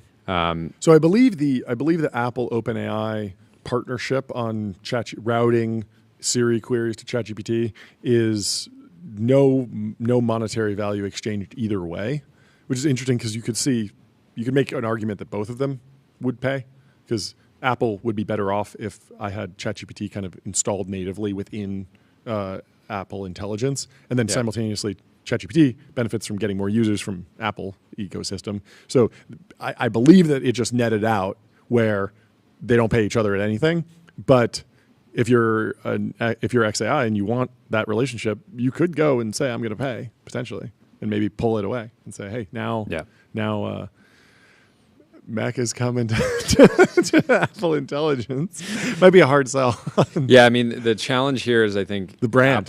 Apple can defend just based on the kind of content that, I don't see Apple putting XAI or Grok at the top of with the adult content. But I do think that Apple's never been a fan of adult content. They've just never been a fan. XAI should be able to request that Siri route to Grok. Yeah, totally. Right? A user should be able to. Yeah. I mean, you can do that. Like the long-term scenario, like I'm pretty sure you can go and select a different search engine for your Safari default in iOS. You can say, I'm a Bing guy and I want it to route to Bing, and it will do that. The within Bing Safari. Army. The Bing Army does that. Stop talking down on Bing. They make $4 billion a year or something. I think it's more. Was it $16 billion or something? Yeah, it was some crazy number. Yeah, and so you could imagine that. Yeah, you should at least be able to do that, and that's certainly not a feature. And so I don't know. Anyway, yeah, the chat is saying the Grok Army wants to route Siri to route through to Ani. Yeah, it's the worst time to be named Ani, I suppose. Anyway, congratulations to our buddy John Fiorentino. These pictures, he says, are about 10 months apart. First picture was the test. Second is the creation. Pull this post you up. can move faster than you think. Experiment. Find the spark. Explode it. Drinkvolta.com. I went, roughly 10 months ago, I went and got Volted. That's good. John had a setup outside of Jeans in New York. The product worked, honestly, potentially too well. I was jacked up after it, but he has his flagship in Nashville now, and it seems to be packed every single day. So Deus Volta, incredible. God wills it. Yeah, the phrase from the Theo saw how quickly Elon is spinning up data centers. He said, "Why can't I spin up a Volta flagship in Nashville in months?" Let's do it. It's been a huge success. Dax said, "My wife's water broke, so she went to download an app to time her contraction. I grabbed her phone out of her hands. What are you doing? Don't you realize we live in the age of personal software? We downloaded Replit and vibe coded the perfect app with Three.js and Supabase. We're naming the baby Grok High 2025. I put this in here and I only read the first line, and so I thought it was going to be like a meditation on like actually like staying in the present during like a beautiful moment in your life. Yeah, I put this in there. I'm glad you didn't actually read it. That's really funny. I love it. Yeah. This is a good post from Andrea. Productivity is a spectrum, and this. We basically have picked a side. I got the Diet Coke here. I eat McDonald's. I spent the weekend in my sauna and cold plunge with my. Oh, you're on the left. I'm on the left. I'm on the right. You're very. I'm an investor in Magnet. Oh, you are? Okay. Yeah. I pull from both sides. I like Huberman Lab. I like the sauna. I won't shy away from a Monster Chipotle burrito bowl. Yeah, I do a little bit of both. Never get into the hard stuff over here. Don't like that. Get in the middle. But the middle is the. Yeah, a little bit of both. Everything in moderation, including moderation, folks. Okay, anyway. So pull up this not president picture of the Oval Office. We have. Wait, do you want to start with? No, we should start with what it looks like today. Today is the third one. It looks like. Yeah, so this is the Biden Oval Office versus the Trump Oval Office. One forward is the Biden Oval Office, I believe, and probably every Oval Office for the past 3 decades. Pretty standard, comfortable, muted. It's opulent, but not over the top. And then if you switch to the next shot, you will see Donald Trump has really brought back the 17th century touches. Yes. With gold accents everywhere. Yes. On every surface. Floor to ceiling. Floor to ceiling gold. I like how he added those trophies. Like, I want to know what these are the trophies are for. It used to just be some leaves. And then semiconductor world champion. Edwin says, when a millennial becomes a president, and it's this ultra minimal design that is it hits hard. That is a standard that is the standard issue luxury apartment or living space these days for everyone. First millennial president is going to be wild. Yeah. Maybe we go straight to Zoomer. I've said for a long time, I want a president with stamina, someone who can just pull an all-nighter with his boys and solve the problem, monitor the situation. Anyway, Lala says there's no such thing as taste. At the signal level, there's only personalization and variance. When LLM outputs look tasteless, it's a sign of the app not having the right user model or not having tuned the output variety well. Let's go to our taste expert, Tyler Cosgrove. Do you believe AI can have taste?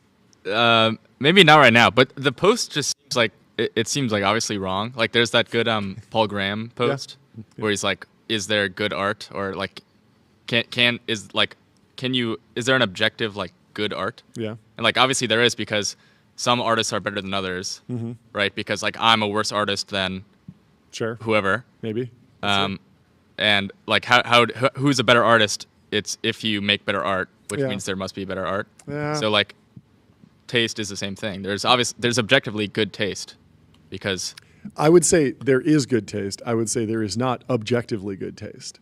There is subjectively good taste. But I believe that subjective things are true. I believe that money is a construct. It's an idea. It doesn't have intrinsic value. There's many people that would say that Trump's Oval Office is of poor taste, but to him, it's the highest of high. Exactly. And yet, I believe in things that have an unobjective quality, a subjective quality. Do you think there's objectively like good art and like art that is better than other art? I think that there is art that is better than other art, but I don't believe that it is objectively better. Okay, do you think I don't believe I can quantify. John's been bidding on the banana tape to the wall, by the way. So. I'm not a big fan of that one. But of course, I think that there's some art that's better than others, but I would not say it is objectively better. Do you think Michelangelo is objectively a better artist than me? Maybe. There's certainly like the ability to instantiate the art is an objective quality. Like the ability, like a certain person will be able to make a functional vase on a pottery wheel, and another person will fail at that. One person will try and draw a person, and it will look more photoreal. But that's not the only thing that I see art being. Like Michelangelo did not paint the Sistine Chapel himself, right? He had a team that did that. I'm pretty sure. I don't know. We'll have to look it up. Maybe. Grok, is this real? Chad, is this real? But more importantly, but I do think the two things are separate, and I think the taste is different than the skill set. Can we? I want to get onto some more important topics. Can we pull up this post of Doge employee Big Balls repping 225? Wait, really? Oh, that's who that is? Yeah. I saw the picture, and this is great. I saw it's Edward Korestein. Is that who that is? Recovery?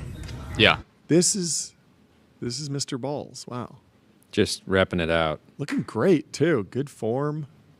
He's not 5 points of contact. Okay. But coming off. Strong men create good times.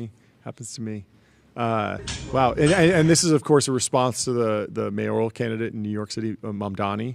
Who was seen potentially not being able to bench 135, Big Balls running? But it's possible that he just had an overeager spotter. We're unclear, but he didn't look super comfortable under there. Yeah, he had to go to a dark place for those reps. Yeah. He knew when he stood up that he was cooked. But I don't understand how he wound up in a situation. He seems very calculated in what he films. A lot of it's very cinematic. Apparently, there's other angles of it. Okay. He was resistant to doing it. Oh, he got kind of like, it. got talked into it. Okay, that's rough. Yeah. That's a bit of a I gap. forgot who was posting. Somebody was saying like the real shrewd political, like if he had taken a step back and said, you know what, this is going to be hard for me, but together we can do anything. Yeah. Let's rep this out together. For the city of New York. Let's socialize the weight. I want two guys on I want to either distribute side the weight. lifting. Everyone the lift weight. 10 pounds with me right now, and we're good. Yeah. Anyway, Nikita Beer went to Starbase. It was one of the perks of being executive at X. I spent the day at Starbase and never really understood the scope of what's happening here. It's a modern-day Manhattan project, an entire city built for the singular mission of going to space. Rows of 1950s ranch homes, a couple of restaurants, a grocery store, hovercrafts shuttling people around on water. I didn't know they had hovercrafts there. That's awesome. And launch pads and rocket factories everywhere. He shares a beautiful picture of himself looking up at the Starship, which I believe did not launch. Is that right? Or it did launch and it was not successful. But obviously the crew No, it didn't. It didn't launch. They scrapped aborted the they aborted the launch. But of course, the machinery at Starbase is unrelenting, and I think they're going to get that thing up there eventually. They will. Yeah, the video that Elon showed of inside the factory just showed this like incredible scale. Yeah. Well, I have a post we can end the show with. Buco Capital says, this is from last night. My timeline tonight, you need extremely concentrated positions, 10-bagger thread, bet heavy on consensus, stupid to have cash because bear markets are so short. Cyclicals pitched as secular winners. They're going to run it hot. Careful out there. And Zoomer, the legendary Zoomer, who is zooming on Chinese tech, says, Max levered long, all in tech, bucko. And of course, Zoomer is going gigalong on PDD. How do you even end up at PDD and 4? I genuinely don't get it. You got to have them on the great debate Zoomer versus Unk. Buco. Unk. Zoomer versus Unk debate. Buco Unk. Oh, Starship is set to launch today. 2 hours and 20 minutes till launch. Oh wow. I'm really can't wait for it. Never bet against Elon, baby. He's going to get that thing up there eventually. Well, thank you for tuning in. Fun show today. Always show. Great when we can get the doctor to drop on. Always a fun show. I cannot wait for tomorrow. We're working on getting somebody to call in from the Playa, folks. So we're working on it. If you are listening to this from Black Rock City, let us know. We'd love to get some live coverage. The trophy in the White House in the Oval Office is the #1 president trophy, self-glaze. Thanks for hanging out, guys.